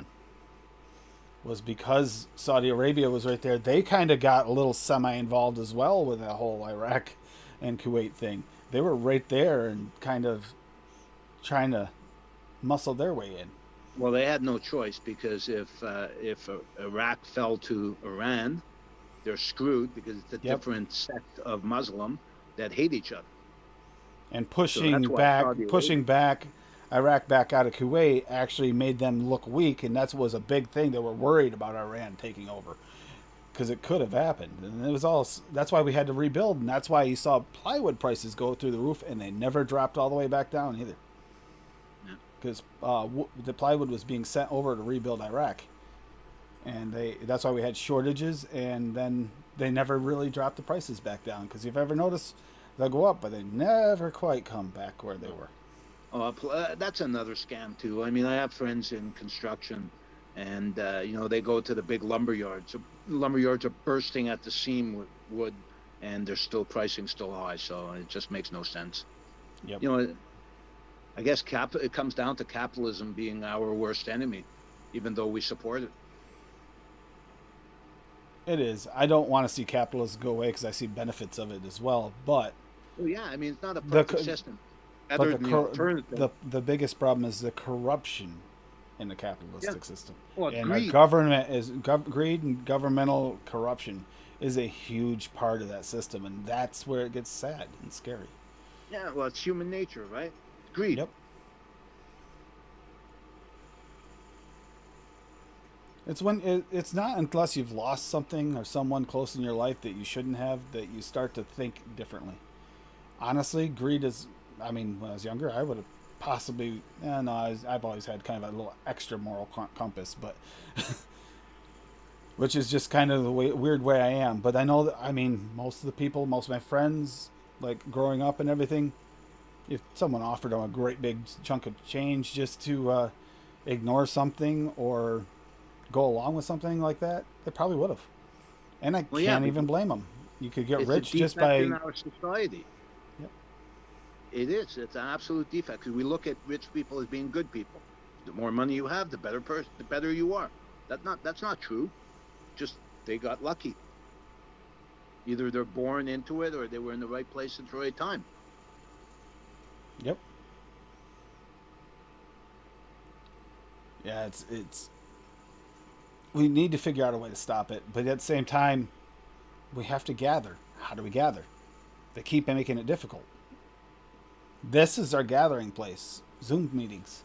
That's one of our best gathering places. Is it 100% like perfect? No, not by far. But this is really where we need to kind of strategize, and we actually should get together as larger groups once in a while, like true meetings, and actually strategize. You know, the major advocates in the industry need to get together and strategize once in a while instead of everybody doing their own little thing, but it just creates like this vacuum around the actual issue. It's just kind of that circling around. And that they talk about nicotine. Oh, next week they're talking to Valley. Oh, now they're talking about popcorn lung, and they just keep doing this cycle. Oh, Right. metal in the lungs. Oh, you're gonna get lead poisoning from the solder. It's like, I don't know what you're vaping on, buddy, but you're not doing the right. You're buying a device you shouldn't touch in the first place. Yeah. Those dragon commercials. I don't know if you've seen them, like inhaling the metal dragon. It's like, what? First time I saw the commercial, I thought it looked cool, and then I realized they were talking about vaping. I go, what are you talking about? We don't get that up here at all. It's Ah. actually one of the big issues in Canada is a lot of things are much more insidious. They're going on behind closed doors, and you don't even know that it's happening. At least in the States, it's publicized. You might not like it, but it's publicized. Up here, very insidious. It just gets passed in back rooms at the senior level of governments, and you never know it's going on until it's too late.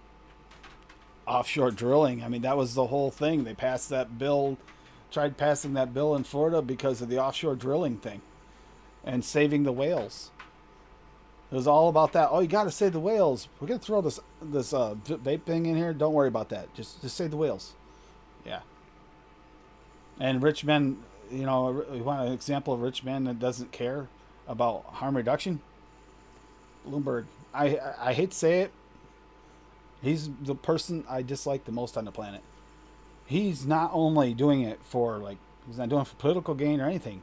He's just doing it because he set himself up with an agenda and is pushing through it because he wants some kind of legacy. And his legacy he chose is killing harm reduction. And I mean, literally potentially kill millions and millions of people, actually countless. Because you got to realize, even if we stopped right now and everything went right, those smokers that never switched are creating new generations of smokers that might never switch, and so on and so forth. So this cycle never truly ends with this. It's going to take decades, if ever, even to catch up to where it should have been now. So literally, these politicians that have pushed these agendas and pushed these bills have either already killed or are potentially killing in the future millions and millions of people. You know, I think we keep going round and round on this, and in the end, people in the vape community have to make sacrifices in running for office. You can't pass a law if you're the one that wants it to, like vaping, for instance, right? So people get elected to office, and then they can stop these laws. Yeah, they could not pass these laws.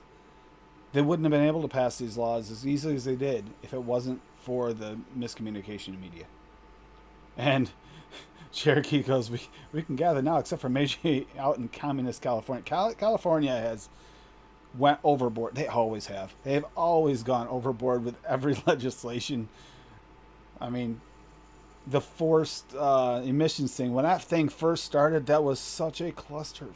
There's no way to say it but that. It was a clusterfuck when emissions started over there. It was that California only vehicle thing. Oh, the complaints. Everything gets nuts. I think the offshore drilling. Vapors have to run for office. They have to become part of the process and stop these laws. That's what has to happen. Yeah, we need people in there. We need candidates that follow through. And we also need less corruption. There are some places we know as a community had votes for third parties. They never showed up on the ballot.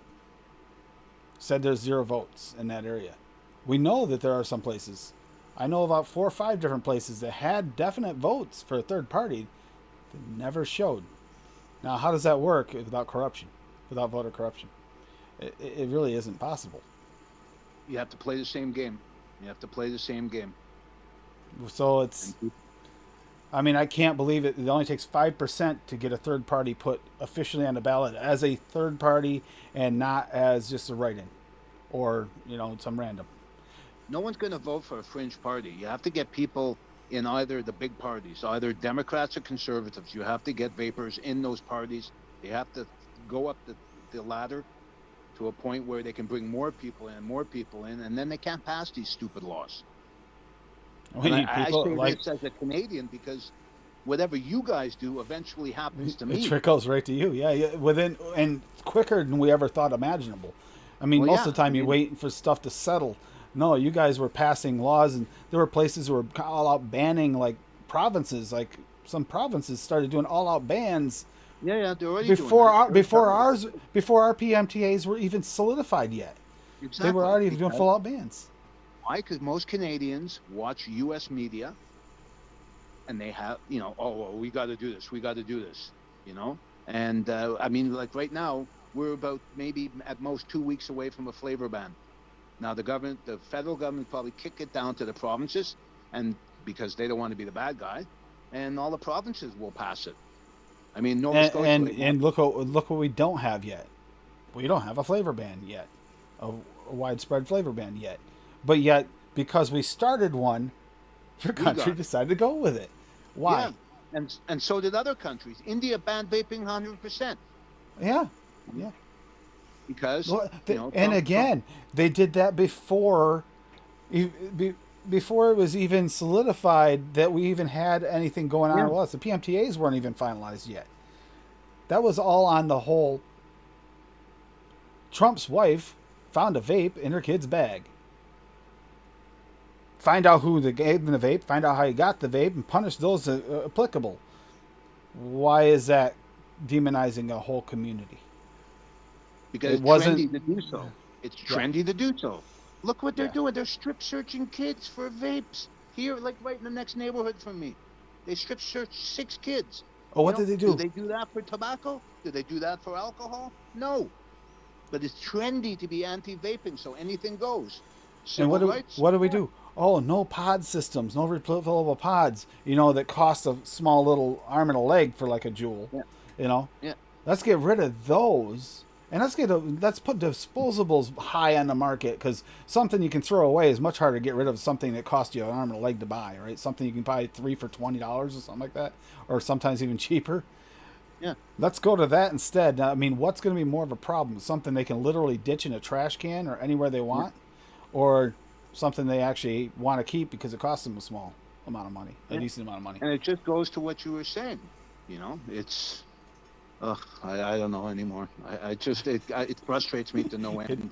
It is frustrating, and that's the whole hole we are in. It is actually a hole we're trying to dig out of. It's frustrating. They keep doing things and not giving us a chance to.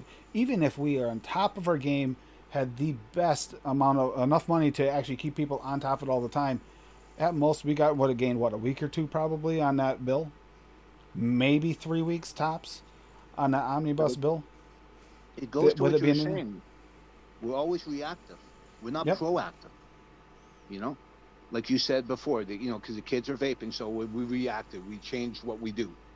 But that didn't solve the problem of little, they call it dépanneurs up here, but they're corner stores. So the corner stores are selling kids these And little that's disposables, and if you watch the videos, they've actually done research on this. It's those corner stores that are selling to kids. Yeah. It's not the vape shops. The vape No, shops of course aren't not. selling to kids. You walk into a vape shop, you have to. You go into a vape shop, everything's childproof. Childproof caps. We did that ourselves. That was when we were proactive. We've actually gotten more lax with the being proactive. At least with the. We need to get out there and make actual commercials and have someone paid. It doesn't have to be on every network, but get it started. Get a few commercials out there that actually are pro vaping rather than all these commercials Bloomberg throws on everything we have. I mean, you watch Netflix, you watch Hulu, you watch Peacock, you watch any of these services, and they're all anti-vape. Every other commercial, and every time it just makes us cringe. We were gonna get rid of the services, and then we realized we wouldn't have any TV because it's on every service we have. But it's got whatever we do has to be shocked. It has to be something like show a town square full of people, everyone's having fun. It's a 4th of July barbecue, and then bam, the screen flashes to no one there, and then something like text saying, well, 600,000 people died this year of smoking. If they'd vape, they'd still be here. Yeah, something like that. Pods are not childproof, and that's what the pods themselves. No, those aren't childproof. Childproof caps for traditional nicotine. Our biggest mistake as an industry was actually moving towards the pods as far as from a government standpoint. We opened up that door and let them in. We truly did. Yes, but if you're a smoker and you're trying to transition, you want something small and light like you were used to, It makes sense. And I do believe if you're first transitioning, some people that are like 2-3 pack a day smokers might need that high nicotine. The advantage of having traditional is if you start like at a 32 milligram, it's harsh. You want to naturally step down to a more moderate level because it gets to you after a while. You're like, I don't need that much. It kind of hurts. It trains you slowly. But we keep ignoring the original problem. It's not the pods. It's not whatever gear you have. It's the corner store selling it. Yeah. Why aren't the police there busting these stores? Why are they allowed in those instead of vape only? We tried to push that. We tried to push that agenda to get it in vape shops only, because then we wouldn't have that child issue, at least getting sold to them. Exactly. There's always going to be a little bit, but it would be nothing. If you could stop all those corner stores from selling the little disposables and jewels and stuff like that, we wouldn't have a problem now. It would be a moderate level, smaller than it was with smoking. because that was one of the problems with smoking. Get every corner store. And Gary says can't hear electric vehicles make no because they're quiet. That's something that reminds me when I was growing up. A loud motorcycle can save lives, especially like where I grew up in upstate New York, lots of deer. A loud motorcycle would keep the deer away from you. And you would notice the difference. I'd purposely downshift at nighttime when I was driving and ride at a little bit higher revs just to make a little more noise, and I'd see less deer. At least less of them come out on the road. And quiet vehicle, if you're driving through quiet at night, say you got an electric motorcycle, you're riding through at night, deer's not going to even hear you. They're not even going to hear you coming. No, I ride bikes, and it gets scary.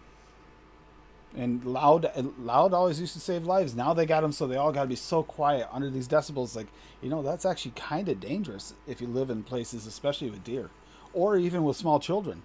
Small child can hear a bike coming. They might check it out, but they're going to stay off the road and not going to stand in the middle of the road and watch unless they're really small. Whereas, like, if electric bike's coming, they could be playing in the road and not even have a clue you're coming. You'd have to start beeping your horn at them before they even realize. Yeah, that's another discussion, because electric bikes, at least around here, they don't need a license plate. They can be on the sidewalks. They're coming from every direction. It's scary as fuck. They redid my road, tore it up, did a crappy job repaving it to widen the bike paths. Well, here's what they did. They widened it here in some spots, and other spots it's just as narrow as it was.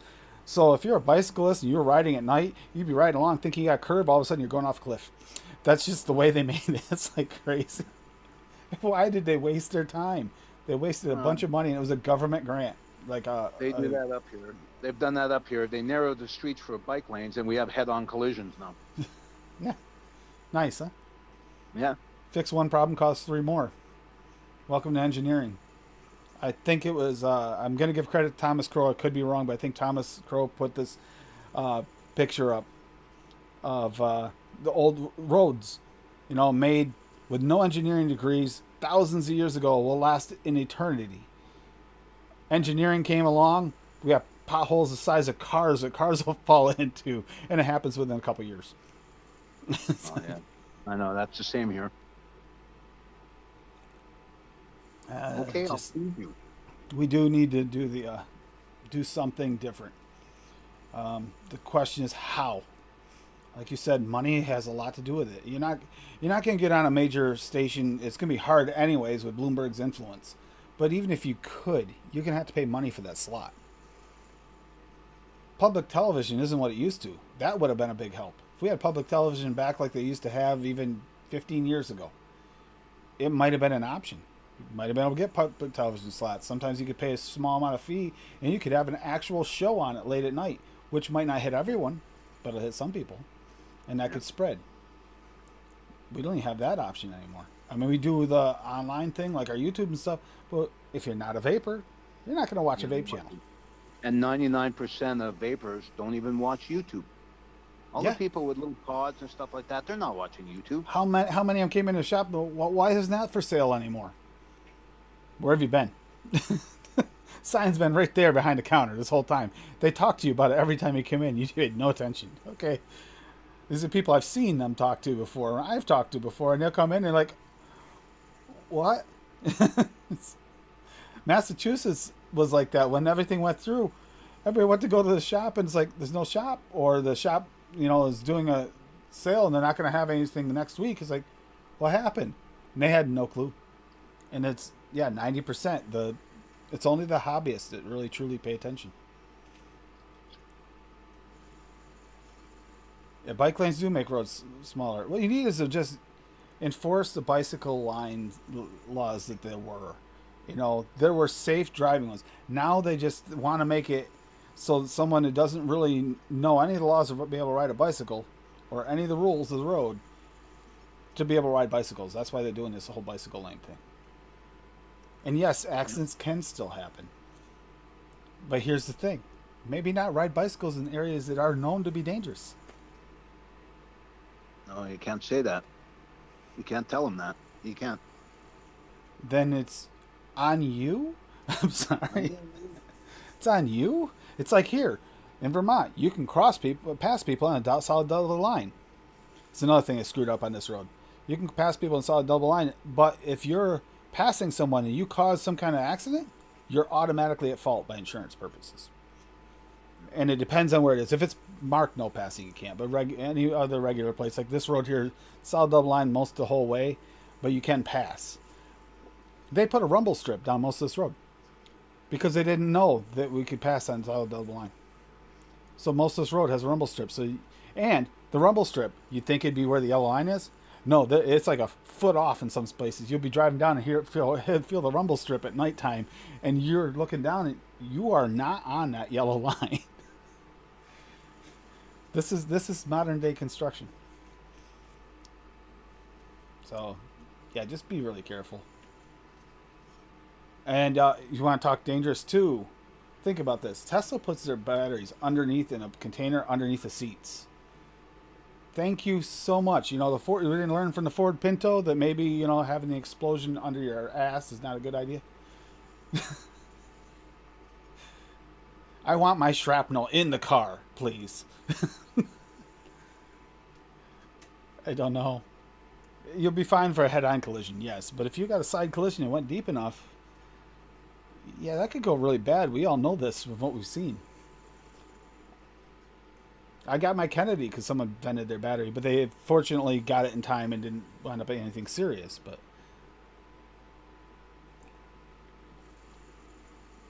no,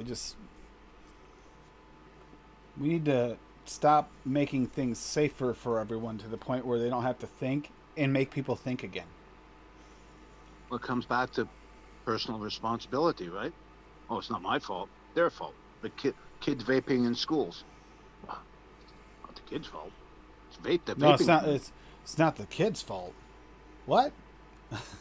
Oh, I don't know. My kid's having a kid. Not my fault. Whose fault is it? Exactly. I mean, I don't know about you, but we basically just had to be home at a certain time at night, usually by dusk. Usually, but we had a time at night we were supposed to be home, and we were home at that point. We could have done whatever. We did do some bad things. I won't deny it, but everyone does bad things. But you know what? When there's no knowledge, when it's taboo to teach sex education, well, what do you think's going to happen? Yep. The more that we try to push against it, the more we rebel. We did it as kids. What was the cool thing in school? Whatever you weren't allowed to do. Yeah. The one that did it was the cool kid, and that's all it was. Oh, we're in high school. They're going out drinking. I gotta go to that. Yeah, you know that's the mentality. Hey, they're vaping. Yeah, it costs money and stuff. It doesn't matter. Don't know him. You know, whatever. It's no big deal. Don't see anything about it. Media. Tell them on the big billboard. Stop. Don't vape if you're a kid. Oh yeah, I want that. That's exactly. It's like, remember the cigarette commercials? They made it look cool back in the day to smoke. Joe Camel and Marlboro Man and all these cool things. That's why kids smoked. We don't even have actual vape ads out there. We haven't had any video vape ads out there on major media stations. I'm not sure if we ever have. Have we? Not that I'm aware of. I have no idea. I've never seen one. If there has been in some, I apologize, but as far as I know, we haven't had any. But yet, we had a lot of advertisements saying that we're to keep them out of people's hands. Guess what that does? It makes people want them. Yep. Yeah, we are trying to baby-proof the world. Has anybody ever watched Ice Age, the first movie? The Big Mammoth is having a baby, or maybe it's the second movie. Big Mammoth is having a baby, and she's putting like snowballs on all the pointy parts of this playground, like all the tree limbs and everything, to try and baby-proof the world. You can't baby-proof the world. You have to raise your kids to be able to handle the world. Well, what happens when they become adults? It's parenting, Tim. It's parenting. You know, the parents blame everybody but themselves. Sad, but true. There used to be a time when, the parents, back when I was growing up, if we got caught with alcohol, our parents got in as much trouble as we did. Usually it was more of a lecture than anything for the kids. But if there was any legal action, it was usually against the parents for, not making sure that your kid. Now, oh no, it's the government's job to keep us away from stuff. It's like, wait, what? It's not the government's job to take care of your kids. It's your job to be a parent. Just that's where we're at. Maybe it comes down to the fact that it's a necessity that both parents work, and they're That not there actually to is. raise the kids. They're not there to raise the kids properly. You know, they don't know. You know, the kids are home before the parents. That is a factor. That is a factor, but it's still not the government's job to take care of the kids. No, of course not. It's the parents, but they have no choice. They have to work because it's too expensive. It's impossible for most people to have like a stay-at-home mom or a stay-at-home dad. It's impossible now. Is it getting any easier with the fact that now we are in a recession situation where things are, inflation and everything's went so high, nobody can afford food let alone without two jobs. You can't afford to feed yourself without two jobs. You can't afford to feed yourself, you can't afford to heat yourself, and you can't afford to keep a roof over your head. You know? And I will kind of admit, I'll admit I was a little more nervous when I was a kid because the belt would come out. And to be honest with you, it did work. I'm not saying it's absolutely the best idea. I'm saying it is an effective method. But the problem is there's also taking things too far, which is one of the issues with that. But kids, the kids are going to school and tell their teacher to go fuck off. When I was a kid, you did that. Oh, it wasn't going to end well for you. Oh no, It wasn't going to end well. You know. No, now they'll get 3 free days off of school. Hey, yay! I get to go stay home for 3 days and do whatever I want, play video games. Because that's literally what they do. Because their parents are working. What are you gonna do to me? Oh, I get to stay home. I'm actually gonna play some Xbox or some PlayStation. Yeah, and that desensitizes them to violence, and they show up at the school with a gun. Not to mention some of that's again parenting. Used to be when I was a kid, they taught you. Your parent, my parents taught me gun safety, taught you things, taught you what not to do and stuff like that. Now nobody bothers doing that, and my kid was like this too. This is it. This is my kid. We're sitting at Domino's. Her brother, me, my daughter, and my daughter's friend. Every one of them except for us, messaging each other and us. We're at the same table. And this is what it is. It's like there's no personal communication. That's why I like Zoom, because you at least get that personal feeling again. You need that face-to-face. It brings you back at least to partial normalcy. It's not as good as being face-to-face and talking, in person. Yeah. But it's a better substitute than sitting there and messaging on social media constantly. Yeah. Sending a bunch of memes back and forth or emojis. Yeah, exactly. It's for me anyways, it's really weird because prior to vaping, I had zero social media exposure. Zero. Absolute zero.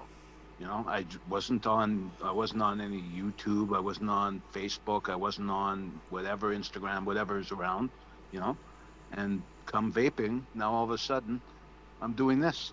It blows my mind. Lady Liver just said it. She downloaded Snapchat at Domino's so she could get them to look away with their phones. Just so she could tell them, look up, we're right here. And yeah, corporal punishment, it was technically gone when I was in little school. However, I did manage to get paddled more than once because I was kind of a little bit of a troublemaker. I did get the paddle once or twice from my principal. Let's just put it that way. The paddle was there and it was used. Not supposed to be, but my mother gave him permission. That was the problem. So that's old school parenting. Mother gives you permission to use the paddle on you. Nowadays, oh, you touched my kid, I'm suing. It's like, okay. You yelled at my kid and raised your voice. You're out of a job and you owe us $50,000.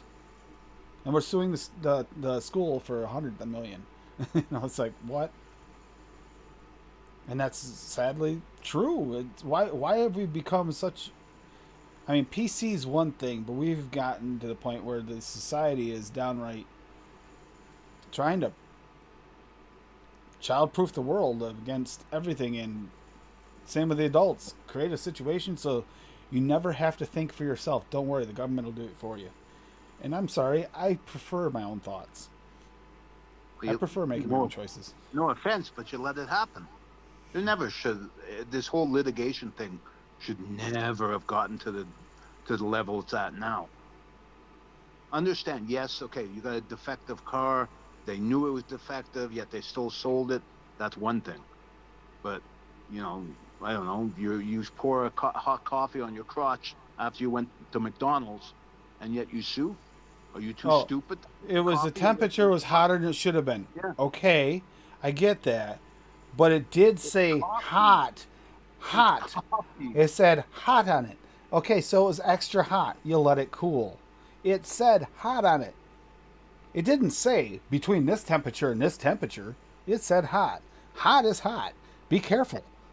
And even if it didn't say hot, even if it was just a plain paper cup, it's coffee.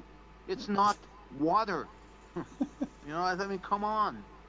You know, I mean, so many examples. People driving down the road, they put the cruise control on, and then they get up and they go make a coffee in the Winnebago, and it crashes into a wall. Well, fuck, of course it's going to crash into a wall. I'm going to give you an example of a true situation that happened with my local vape fam, right? One of my friends here from the local.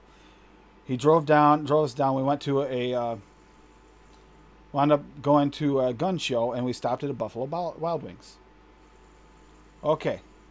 We're driving down there. I'm riding down with him. Okay, everything's fine.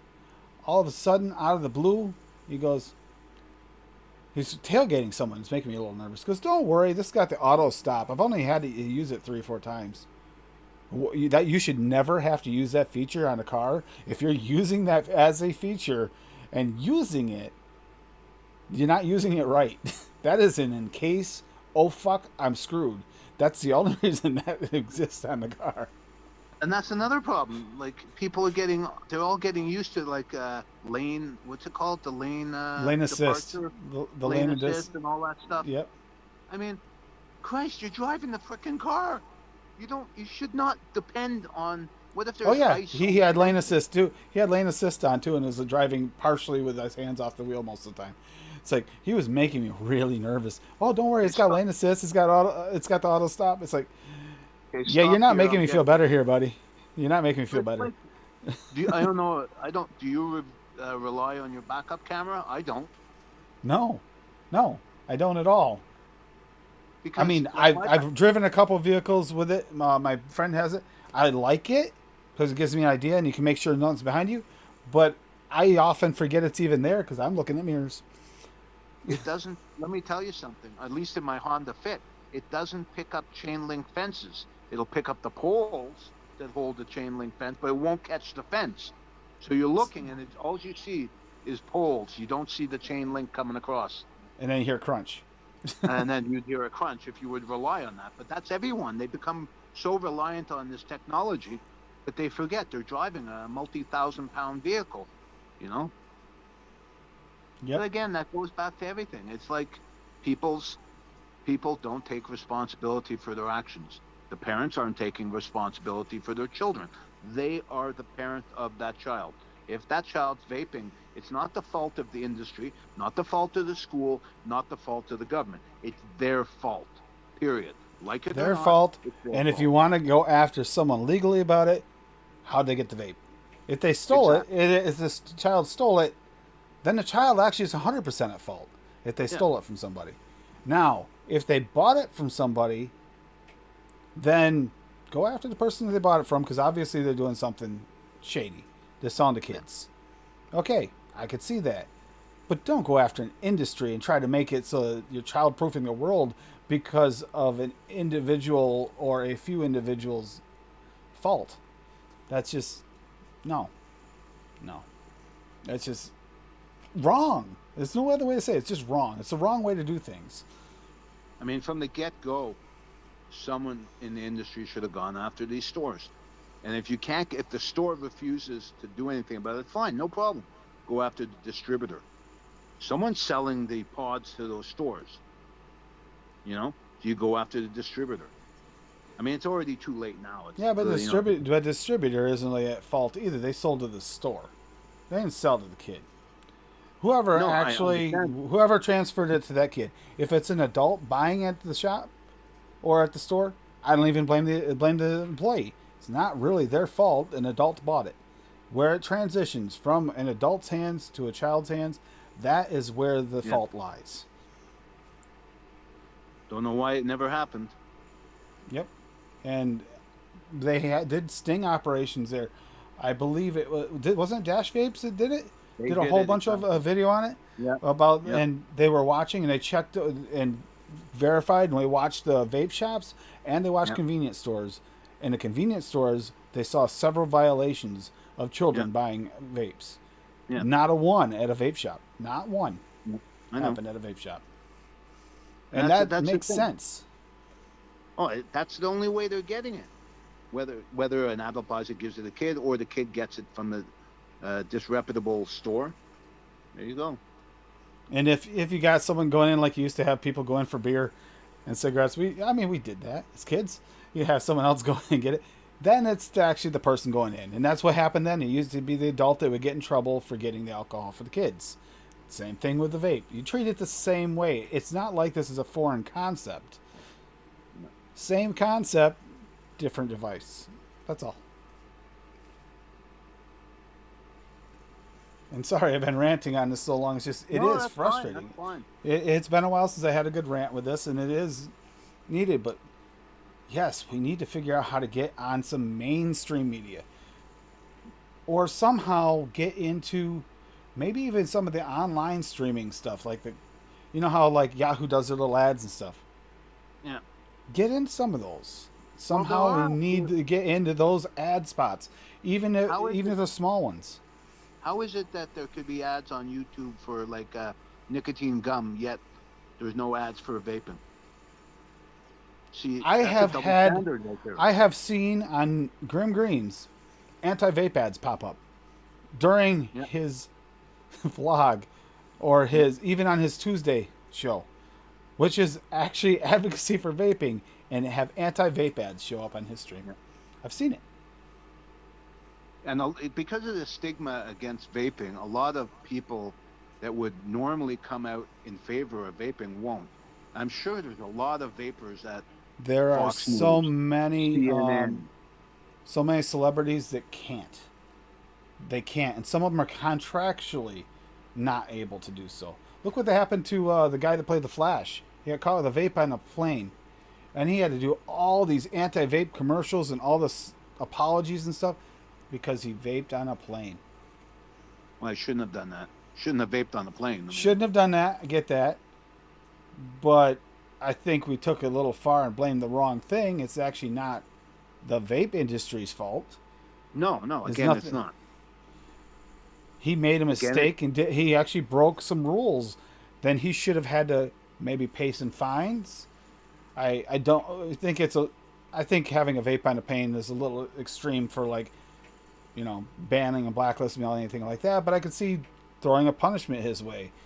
But the anti-vape commercials and stuff like that, that's crossing the line for forcing him to do something. That's damaging an industry. Ugh. Yeah, it's just, that's the truth of it. And yeah, I was able to buy cigarettes and alcohol as well. Never had a problem with it even when I was a teen. And I'm sure there's convenience stores like that right now that the same way. You got, especially these mom and pop ones in the middle of nowhere, where if they have it in there, they'll just, it's money. Nobody's around. Yeah, We're fine. We don't care. Very few corner stores will. How do we check on fix? you. How do we fix that? Don't allow them to sell at convenience stores. Unfortunately, that would hurt rural areas, though. Like, say someone has quit, and they're out 100 miles from the nearest vape shop. Convenience store might be their only option. So that's the only reason that I don't like that either. And they're not going to get a special permit to carry it for a few people here and there. No. So treat it the same way you did with alcohol. If they're allowed to carry alcohol in those stores as well, punish them if the kids can get it and you can find them getting it.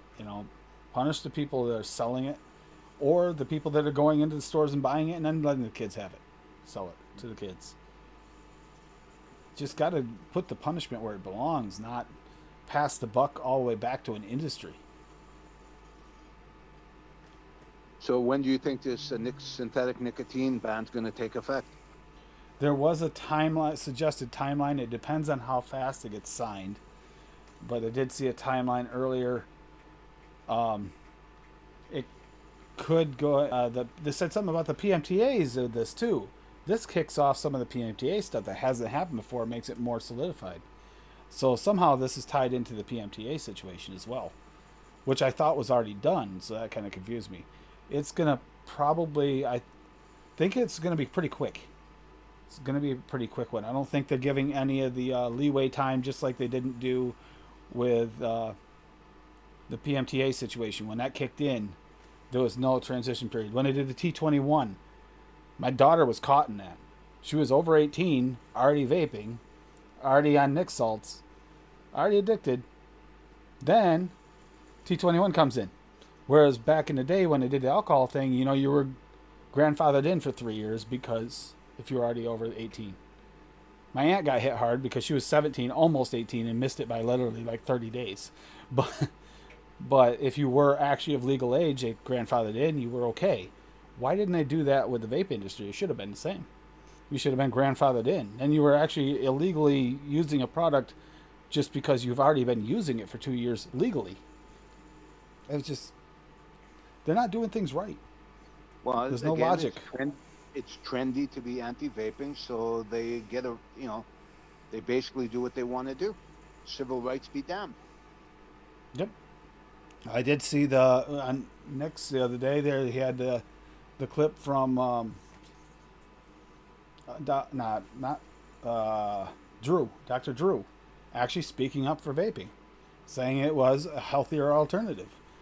Mm-hmm. Very unpopular opinion. We need more celebrities to speak up, more people that are well known to speak up like that. There's a well-known doctor in Canada, Dr. Mark, I forget his last name, but he actually got banned from a symposium in Ottawa, the capital city, for harm reduction.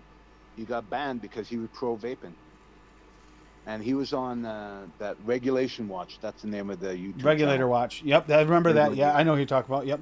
Regulator Watch. Okay. And Regulator Watch went through a whole mess, too. For a few different things over that. It's like,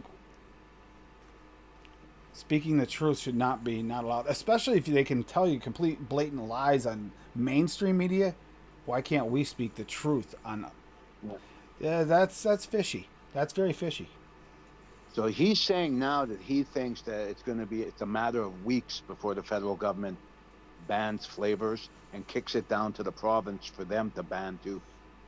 The advantage is you can ban flavors, but at least for DIY, you'll be able to get those flavorings because they can be used for other things.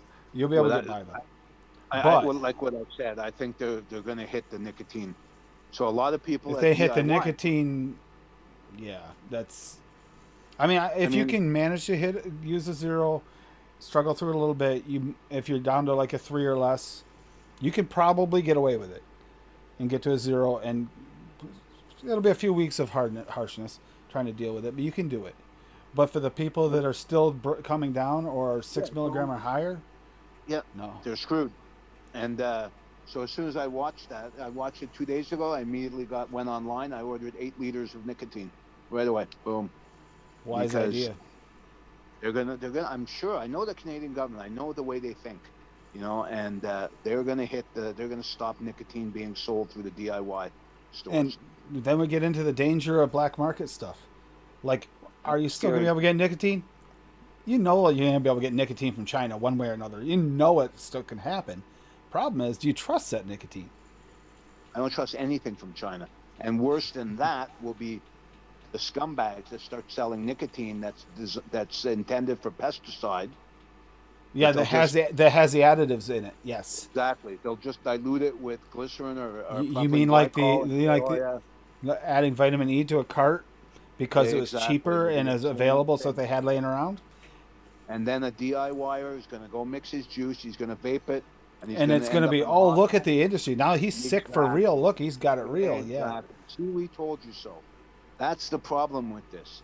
It's too easy to fall I into don't that. even. We told you so.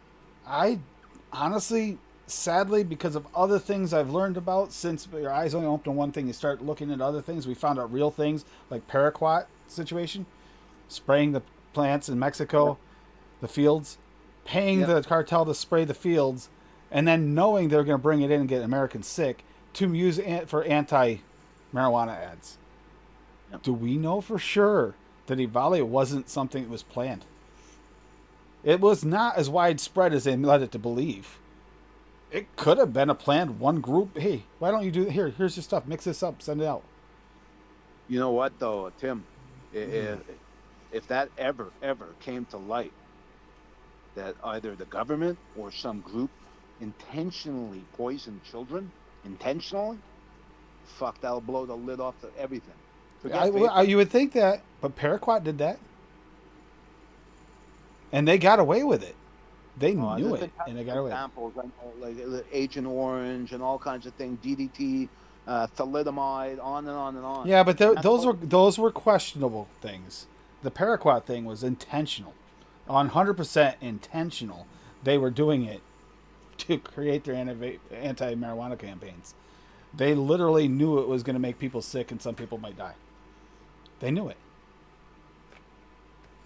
And the government was behind that. We didn't find out for decades later, and by then the heat had blown off enough, and that could happen with this. It might be a few decades down the road to find out, well, they might have been involved.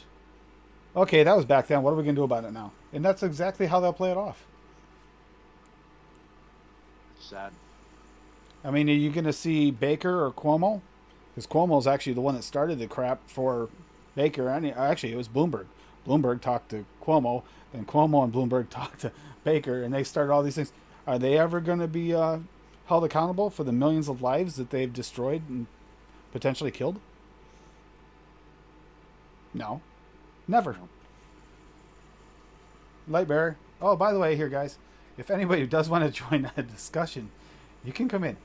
I'm sorry. We've been kind of ranting for a while. Join this crazy, dark conversation.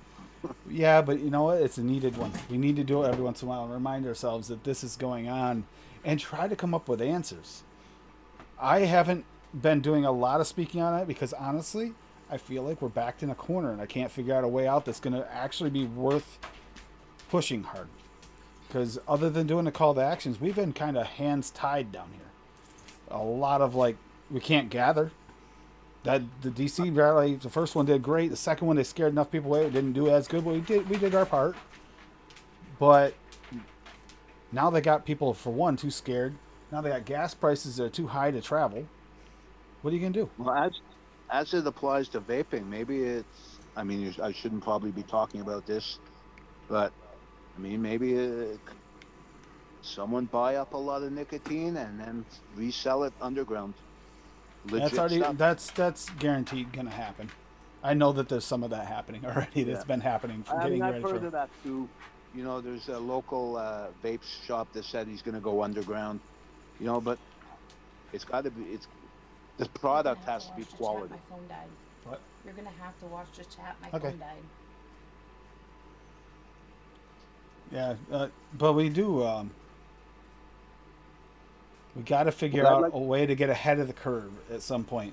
But when we're stuck in a spot like this, like an omnibus bill that we didn't know about only a few days ahead of time, we found out about it officially on the 8th.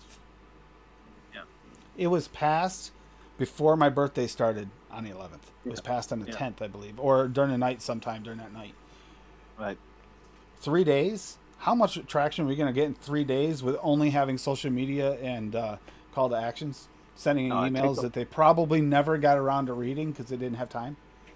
It takes a lawyer longer than 3 days just to tie their shoes. So, you know, to go after the government, you had no chance. They were worried about their paychecks getting stopped. Do you think they were really nitpicking a bunch of emails last minute, or they were worried about whether or not they're passing this bill because they want to get paid? Yeah. I mean, you can't even blame them for that. That's not even their fault. That's those systems' fault. And whoever put that in motion in the first place. Yeah, they I are mean, forcing us to become criminals. Honestly, no one can. yeah, they have. Forcing people. Okay, forcing people to become criminals is one thing. They're forcing people to become criminals to reduce harm in their lives, Yeah. to live healthier lives. They are getting punished for it. That's insane. That's complete insanity. To But that's the world we live in. Everything crazy. Got a lunatic invading countries just because he wants to recreate old the Russia, old yeah. empire. Jesus Christ. And waving nuclear weapons like they're firecrackers. That's nuts. Indiscriminately bombing people. I mean, I thought we were past all that. And attacking civilian populations. Exactly. I thought we were past all that. I thought In that this was in day and the, age, wouldn't you think just for the PC side of that, that would not be okay? The people would be fighting back quicker? you'd Oh, think. we don't want to get involved. No. I mean, everyone's quiet. All the governments are quietly or not so quietly sending shitloads of armaments to them. But by NATO rules, we can't put boots on the ground because that becomes a shooting war between the West and Russia. And no one wants that. I'm No, amazed there because hasn't been that a big is action. automatically like a flag to start World War Guaranteed III right nuclear there. war. Guaranteed. Because Russia is going to pour everything they have across the borders into Latvia, Estonia, Lithuania. They're going to move on Poland. They're going to move on Romania. And it's World War III. And I mean, NATO doctrine is to use nuclear weapons if they can't stop the Russians. That's when I was in the military in the 80s. That was NATO doctrine. That was the Cold War. That was the whole Cold War right there. Exactly. Everybody had Russian their tanks. finger on that trigger just in Exactly. case. Exactly. You know, Russian tanks roll into West Germany. They can't be stopped by the Elbe. That's it. World War III. I mean, it's like a nuclear war. Yeah, then it's Armageddon. Yeah, Yeah, it's not just exactly. nuclear war. That's Armageddon. It's an extinction level event. No different from a meteor crashing into the planet. But to stay on the vaping thing, we have to change the narrative. We absolutely have to. We already talked about that a little earlier, Lightbearer. Term limits, too. We need term. We should not have people that were around when the telephone was invented in there making decisions on vape products. But They again, don't have a clue what a vape product is. They don't even. I mean, half of them don't even know how to use their cell phones. you got to replace these people with vapors. You know, a lot of societies, when We need to let's say- replace the people, and this is where I firmly believe this, and we have a couple examples of this. We need to replace the career politicians with normal people. That's what those positions were designed for. Normal people to be in there, not people that just went up and learned how to get votes or to cater to get votes or showboat, whatever. The examples of this, one of them is not a great example. Another one that actually was a pretty good one. Reagan was a good example of this. An actor turned president. He made a lot of success, and after he was out of office, it took a few years before everything declined again because he did such a good job with the economy. We are actually on a really good trend. But He was again, yes, not don't a forget. career politician though. But yes, he was. Don't forget, he was governor of California for 2 terms, so he knew politics. Yeah, was he had a balance, master- but he Exactly. didn't. He didn't go and just train just to be a career politician. Didn't go to college for it and all this. Those are the people we don't need in office because that's not what the roles are designed for. They're designed for ordinary people going in. Trump, businessman, did some really messed up stuff. The guy, I mean, as far as the way he went about things like a child, okay, not a huge fan of that. But you know what? He made some really good progress on things that we didn't even think were possible anymore. He made a Vietnam peace treaty. We've been waiting for that since Vietnam. We couldn't do it. We had to back out. We lost that war. I don't give a shit whether they want to admit it or not. But look, he went in there, and I thought he kept on just calling them names and everything. It looked terrible on social media. And then all of a sudden, we got a treaty. How he did it, I don't know. Well, But he I'll was tell you good how at what he did did. it. Vietnam wanted that treaty because they're scared of China. China's gobbling up the South China Sea. They're terrified of the Chinese. So they needed someone on their side, the United States, in particular, the United States Pacific Fleet. That's what they needed on their side, you know. So basically, I mean, we have to take advantage of the situation in that we have to use the tactics that's being used against us, against the people that are anti-vaping. You know, hit the Lightbearer fan. just said career politician was never supposed to be a thing. It's so far true about that not only career but term limits. Washington set those precedents by telling people that he didn't want to be a career politician because it wasn't the right thing to do. Because then you become like the government we were fighting to get away from in the first place. And guess what else he did? He set his own term limits because of the fact that he didn't want to be a king. He didn't want that to happen again. That was that from the very get-go. We were not designed to be like this. We were not supposed to have career politicians in there and people that do nothing but just corrupt the system. It was not designed that way. It's supposed to be everyday businessmen, everyday mom and pop people, people that actually cared about the country. Those are the people we should have in. Well, How this happened, mean, I don't know. it's unlikely that Mr. Smith is going to go to Washington because of what happens to people that go into politics. You're smeared, your family's attacked. You know, it's a lot to ask people to go into that. You know, Yep. and the people that do go in, like you say, are, they're lining their pockets. They're doing it for an ulterior motive. But we need people that are friendly with vaping to go into politics. That's all that's what I think has to happen. And everybody focuses on just the presidency. Presidency only has so much power. Trump pushed the edge of that power as far as you can. He actually pushed it farther than I even thought you could because it was very much a checks and balances situation. And he's also against his own party for half of the things he did. Remember that, people. It's not Republican versus Democrat when Trump was in. He was actually kind of for his own agenda, trying to help where he could. But he did it for the people as best he could. He made mistakes, but he tried. Give him credit for that, even though not a huge fan. But we need more. They have other areas. I mean, why can't we have your congressman you're voting in? Why your senators, whatever? When you vote these people in, why aren't we voting in people that are not career politicians? Most of the ones we have in there, most of them have been in there since they got out of school. They went to college to become this, and they're still there. Most of them. There's only a few that actually got elected outside of that, and that's a mistake. And that's what we need to focus on. Is we can't replace necessarily just one person. That's only one part of the judicial system. We need to replace the ones we can down here. I don't really 100% understand how your government works now. Do you still have still have term limits and stuff in Parliament? It's based on the British parliamentary system. So yeah, if they're elected and they get a majority government, they're going to serve out the full term. But if they're sharing power like a minority government, they could be voted out like that. If all the other parties get together against that minority government, they could be voted, and then the government that call for an election. Still better than our system. I don't know. Our system now. Elected, they can do whatever they want. That's the problem. Well, we kind of get that same thing too. You vote your hopes, because you really never know what someone's going to do once they get in there. For sure, they can flip flop. Like I guarantee, when the Republicans backed Trump, they didn't expect him to do things he did, because he pushed some agendas that they didn't like. They were against him for a few of them. Yeah. When you're going against your own party, you're playing roulette. It's not a surprise he didn't win. What is surprising is how close he came. Yeah. Yeah, they're both. Yeah, they are both the same. The two-party system on our situation is. Yeah, but we have one. We have one that actually, but our electoral college, they're there for life.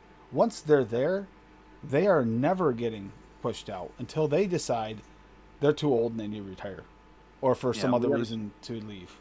We have a Senate up here. It's the same thing. The political party appoints them, and the problem with that is. And they could kill people almost, and they don't get pushed out, Yep.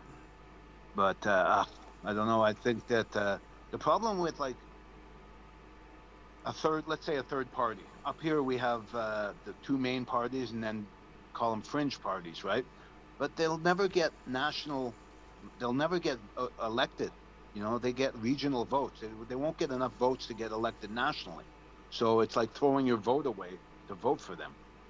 And none of That's them are up here. None of them are pro vape. That's for sure. You know.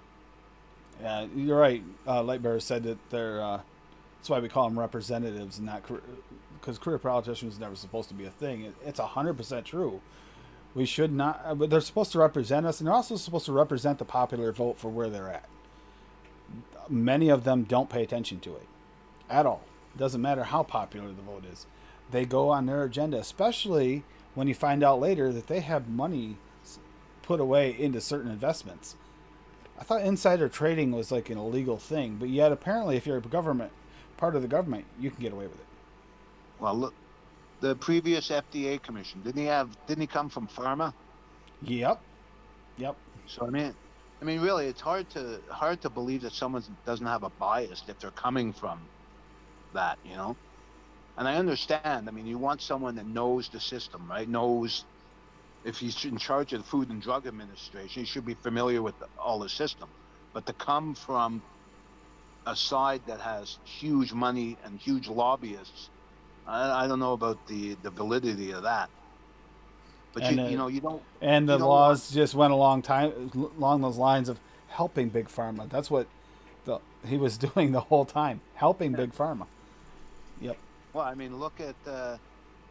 It boggles the mind that Purdue Pharma could get away with what they got away with for so long. I mean, come on. They knew exactly what Oxy was doing. Exactly. And they Oh yeah, got away. that documentary they put out there. The documentary they put out was absolutely awesome. No, they knew exactly what they were doing and they got away with it. And they paid off a lot of people to get away with that. And that, you know, okay, they turned around and declared bankruptcy and they got away with it. You know, the senior executives, the family, I forget the name of the family, but like they should have been held accountable. They ruined a generation, no question. You know, It's just no like question. if this call came out and tomorrow, we found out that vaping saves lives. They admitted it everywhere, which they've kind of half admitted it. But if they completely admitted it and it came out, and even if they changed all the laws back, you know, forced them to change the laws like in Massachusetts and such, all the different bans and everywhere. Will those people, would Baker ever be held accountable for pushing that agenda and signing that into law? Will any of the people that voted on that be held, government or anything be held accountable? No. They literally cause people to get sick, deal with being sick, and die. And you know what? Honestly, I don't think the vaping community would even push it because they'd be too happy just not to have to put up with the bullshit. Because you wouldn't. The alternative is to let them have that little win of not being convicted on something, or they're going to push back harder. Exactly. So yeah, we would take it, but at the same time, by all rights, Right. they should be Not held right, accountable. no. Not right. It's not fair. But let's face it. This is the world we live in, and we have to make compromises to get what we want. Cuomo's situation where he pushed the vote in the middle of the night, and if you didn't show, it was automatically considered a yes vote. Well, how do you pull that?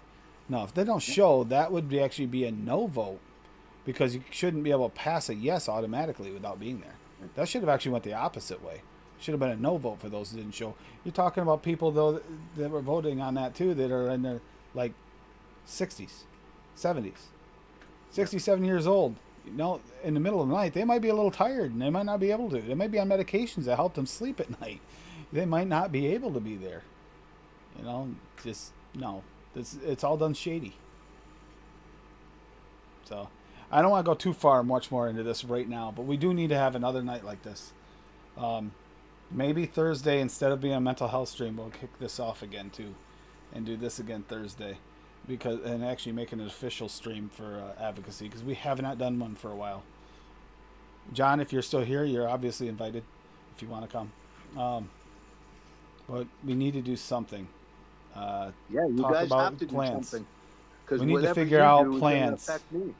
We got to figure out plans to try and do something, but I mean, at least now I can contact some of the other advocates in the industry, and usually, you know, we were pretty good about communicating at this point, so it's gotten a lot better. When I first started advocacy for me, I was just me. So it was just me going to hearings and doing the best I could by myself. That was a lot harder. It is a little easier now, but that is one thing we got to look at. I mean, anybody know of any media that's actually watched, something that's public, maybe a website or something like that, like, or search engine that might allow you to put an ad in. But then again, a lot of those don't want anything to do with vape because it's a touchy subject now. So that actually makes it difficult too. They might just refuse us even if we had the money, just because of that. Well, they probably It's would. it's not popular opinion right now. Exactly. But I think that it has to be a multi-pronged approach. It has to be, you have to play the game, right? And play. If you have to play dirty, you have to play dirty. You have no choice. Because if this is really pushed, like it destroys the vaping industry and it's pushed underground, I can guarantee you're going to have another Rivali. I guarantee it. And they're going to say, I told you so. Oh yeah, we've been going this. I'm surprised it hasn't happened yet. I'll be honest. I expected it to happen like after the PMTAs kicked in. I thought we were going to start having the Valley right away, but we found loopholes. That's what the one thing the vape industry is smart about doing is finding the loopholes and trying to work a way around. But those loopholes are getting closed. At some point, those loopholes are going to push it to the point, like you said, that we're going to have a real Valley situation. We're going to have real vaping illness, not because of that. Even that wasn't even. You can't even blame the THC carts because it was just tainted. Yeah, of course. Somebody, but immediately- even that, you know how many people were scared to even go to dispensaries for a while because that's like, that's not their fault.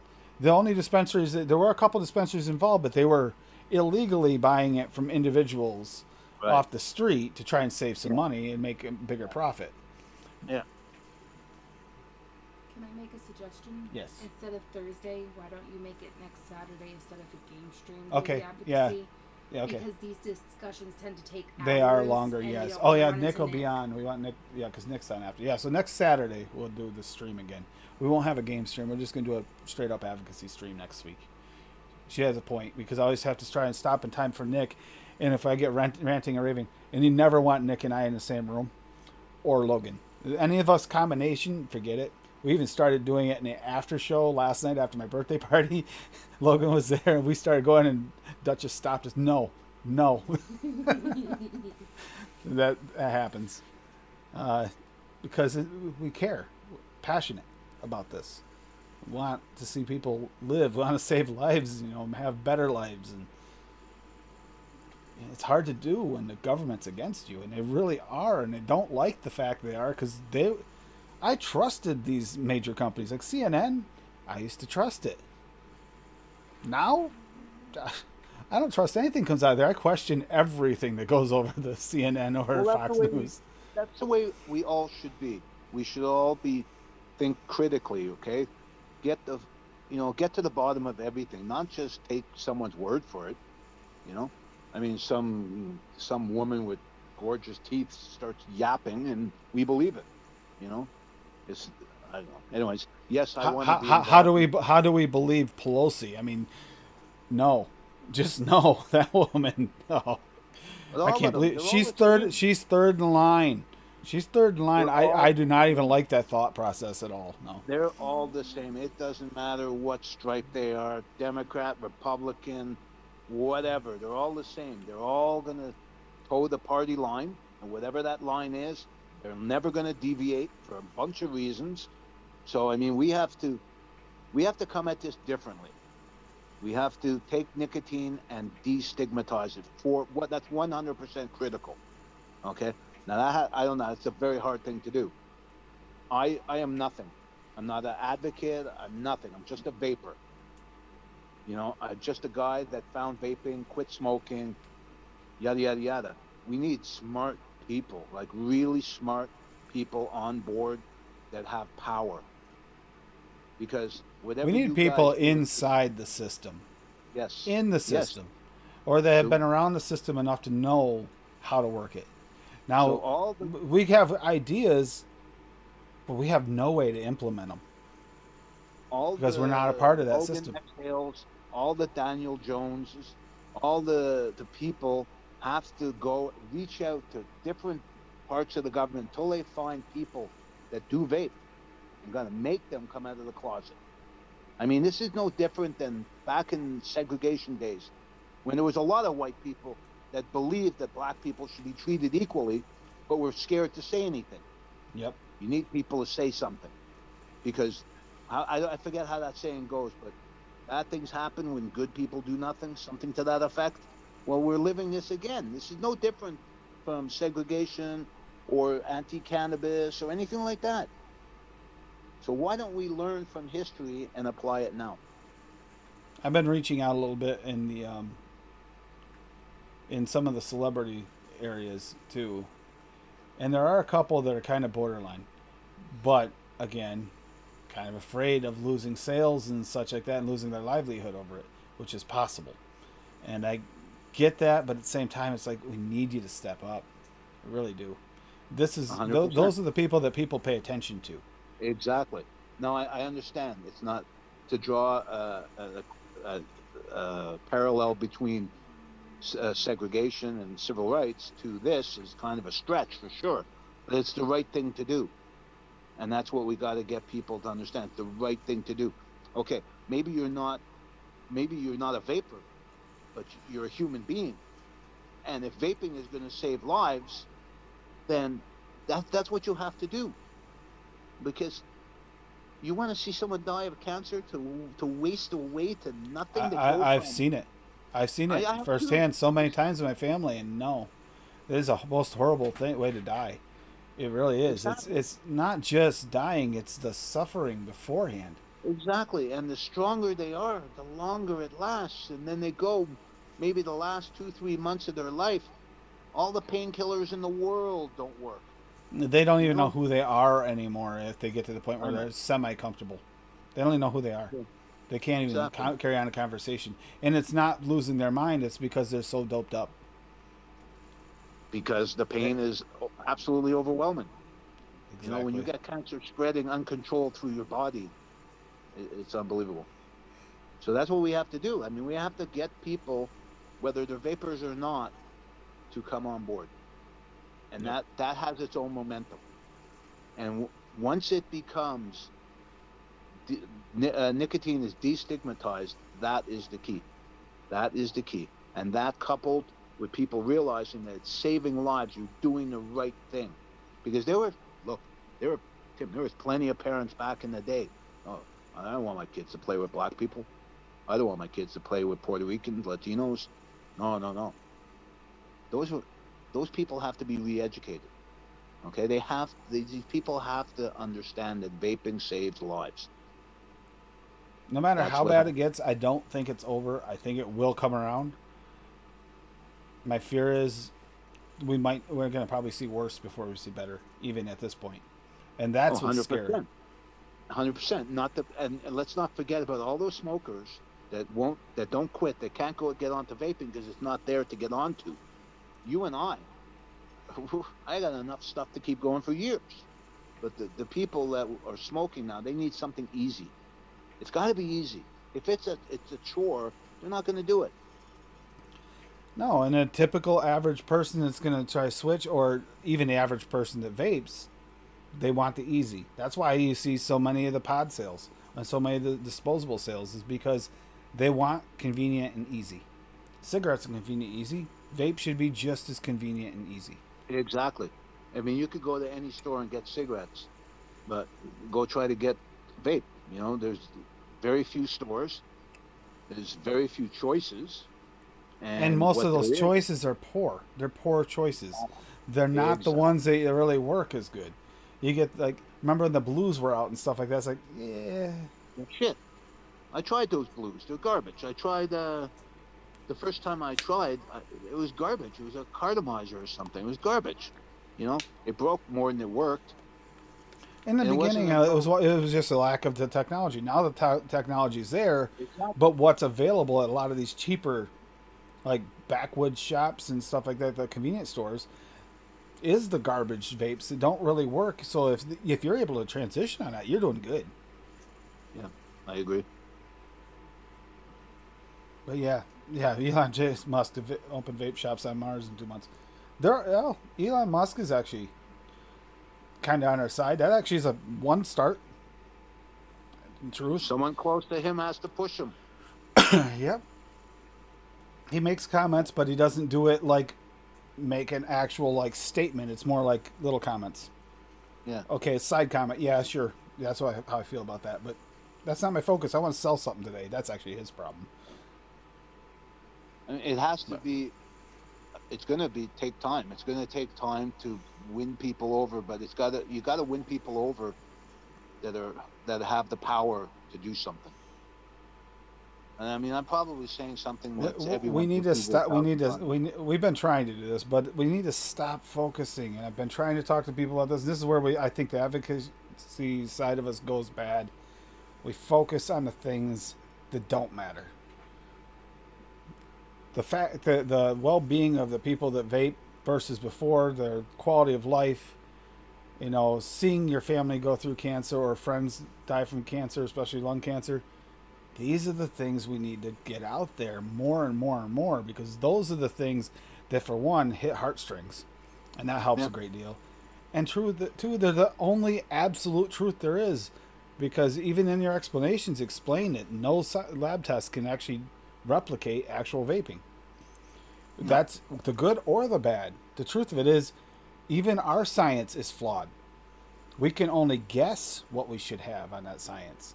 We can't actually mimic exactly what would you be willing to vape. How far will you go with that exactly? Can you mimic that through something you can't taste through? It's all by taste. You can't do that. If it gets a burnt hit or something, we all know that even a pod system or something like that is meant to go through. Occasionally you get a bad pod. You might get a bad test. Are you going to know that by testing it because you're not tasting it? No, you won't know. But if you were tasting it, you would. That can throw your own test off. And that's the problem. The only true science behind all this is the improved quality of life that we've all lived. And that's not science. That's anecdotal. But it is proof. But it is still proof. In our minds, yes, it is. It's living proof. Sure. But if you can go to your doctor and say, look at the lung scans before I switch to vaping. Yeah. Look at my lung x-rays now. And you can actually see that. Yeah, I mean, we both know. Look, honest to God, Tim, before I quit smoking, we've been talking, more than 2 hours? Yep.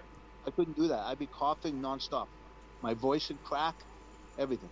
Yeah, my throat was getting dry because I hadn't drank anything. Well, I forgot the hydro, homie. But yeah. No, but I mean, it's true. I knew I couldn't talk for more than 5 minutes on the phone because my voice would break when I was smoking. I knew it. Now, look, over 2 hours. I drank, sure, but there's no way I could have. But we do have people that have actually shown this occasionally, where they actually had their lungs x-rayed and they actually showed really dark x-rays because of their, the buildup in their lungs. And then later on, it looked almost like a non-smoker, just 6 months to a year later. These are the things we need to celebrate and really push, because this is real science. That you can't deny that. What else would have done it? Oh, I suddenly am breathing better quality air in my house. What?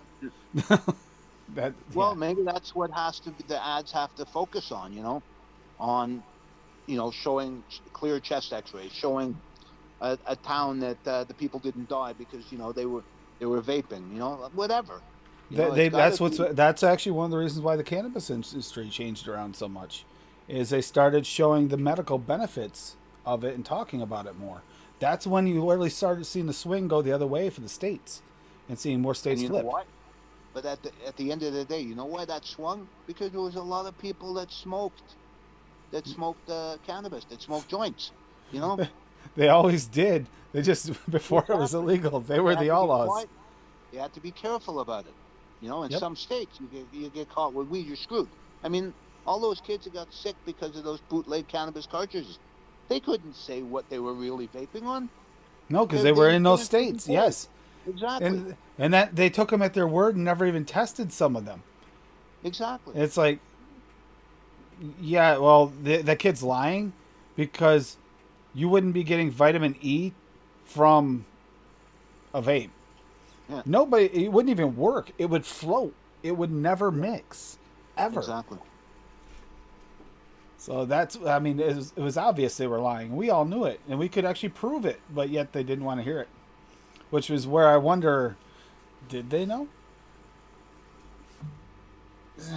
And if they I don't knew, know. I know if it's they too actually easy to knew, fall into that. if they knew and didn't, and they kind of did, they kind of admitted to kind of knowing a couple times, almost came out with it. They knew, and they still let people not know it was the THC cards, and were playing it off as, you know, a vape. You know, that actually put all the ones after that point that got sick was all on them, because they could have prevented all those by just being honest. It was THC vapes. Yeah. No, and you're right. You're not wrong. It's just the fact of the matter is that to And go after them would be a and they called that a pandemic. exactly. I know. I mean, less than 1,000 people is not a pandemic worldwide. No. Less than No. 1,000 people. That's not a pandemic. No, Well, by how any many means, people- there standards. No, No. I mean, what are you up to? 1 million people died of COVID in the States by now? Yeah. And there- even there's that the just pandemic. barely falls under the true definition of a pandemic. Yeah. It's supposed to be like 5% of the population or more, or something like that. We're damn lucky. People don't realize how lucky we are. Because Yep. a lot of people didn't take any precautions at all. If this Nothing was uniform. Nothing was uniform. I live on a border between two states that had completely different regulations and mandates. Made no this thing- sense. If Still COVID do. had I know, if COVID had mutated into something really, really, really bad, we would have been completely fucked. Yep. You know? Completely. You know? And you know, the scientists said it for years, generations. This is coming, this is coming, this is coming. No one listened. Not a single person listened. This state, okay, you're pushed to bring your own bags in. They want you to bring in reusable bags. You can buy the bags, but they want you to bring in reusable bags. This is all since COVID. Across the line in New Hampshire, you can't use reusable bags. You can only use store bags. You can use Exactly. reusable bags now. Oh, you can? They finally lifted that just happened though, right? A couple months ago. Yeah, they've just lifted that mandate, but that's what the mandates were between the two states, and it's you know what separates them? The Connecticut River, nothing else. The river Yeah. is the only thing separating them. Two. The same thing went on here. Ontario was doing one thing, New Brunswick was doing something, Quebec was doing something. You know? It's all right, Mallory. Just it became an advocacy night, little ranting, raving, and Mallory would know. She actually does a pretty damn good job on Twitter keeping up with it. No, I'm going to be closing this up soon. Like I said, next Saturday, guys, expect it to be an advocacy show, not a gaming night. We need one. We got a lot going on. We need to start preparing, and maybe we'll have a few more answers, because it'll be a week from now. Maybe we'll have a few more answers. And first off, when and if Biden signs it, which sounds like he almost has to. But that's also the issue. He hasn't signed it yet, so it's not even officially in a law yet. But we'll see what happens. Choice. He has no choice. He's got to sign it. Well, he say that, but he could force him to make a revision. I don't see it happening because he doesn't give a crap. But I don't think he gives a crap. Fair to the guy, he probably doesn't even know. You know? He probably doesn't, because again, they're focused so much on that anything is put in, like underlying little pushes in there, extra parts of the bill. They don't even care about that. That's not even what they're concerned about. So. Oh yeah, it is, Gary. You're right, 100%. Not to mention, it hasn't hit everybody yet. So even the first strains are still going around. It's all part of it, and it's the world we live in, and we got to figure out what we can do. He's right. If this does mutate again, we're screwed.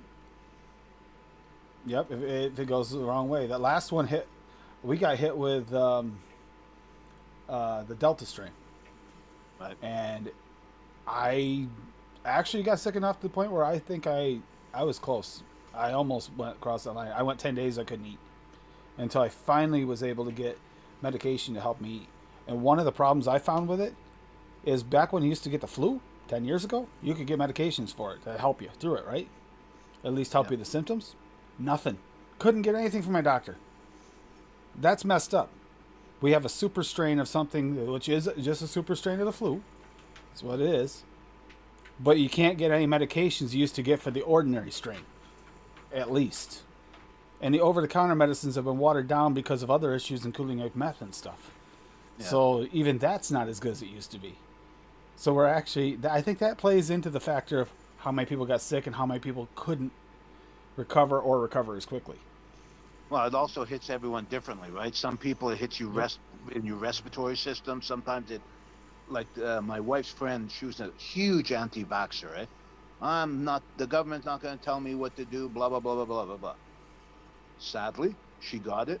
It hit her heart, and she was gone. Done. Yep. Now, would she have died if she had the vaccine? Maybe she was predisposed. You'll never know. You know, Yeah, I did notice it hit people differently, which means exactly it depends on your genetics as well. Definitely on your genetics. your genetics, your health, whatever. You know, they said that there was a study in France that disappeared that supposedly nicotine minimized. I remember that. Yep. Nicotine actually helped. Anything more about that? You know, you never heard anything more about that. Well, no, it was brought up. I think it was Gary. Somebody brought it up about it being a pesticide. It might have been Cherokee. Pesticide uses a pesticide, and that actually could be the same type of factor. It might kill off some of the smaller things like a virus. But you know, someone should dig up that study. It's out there somewhere, and elevate it so everyone sees it. Well, we have a little bit. We have a little bit in house on that. When we got COVID, I completely quit vaping because of my nausea. Completely quit. I got really sick.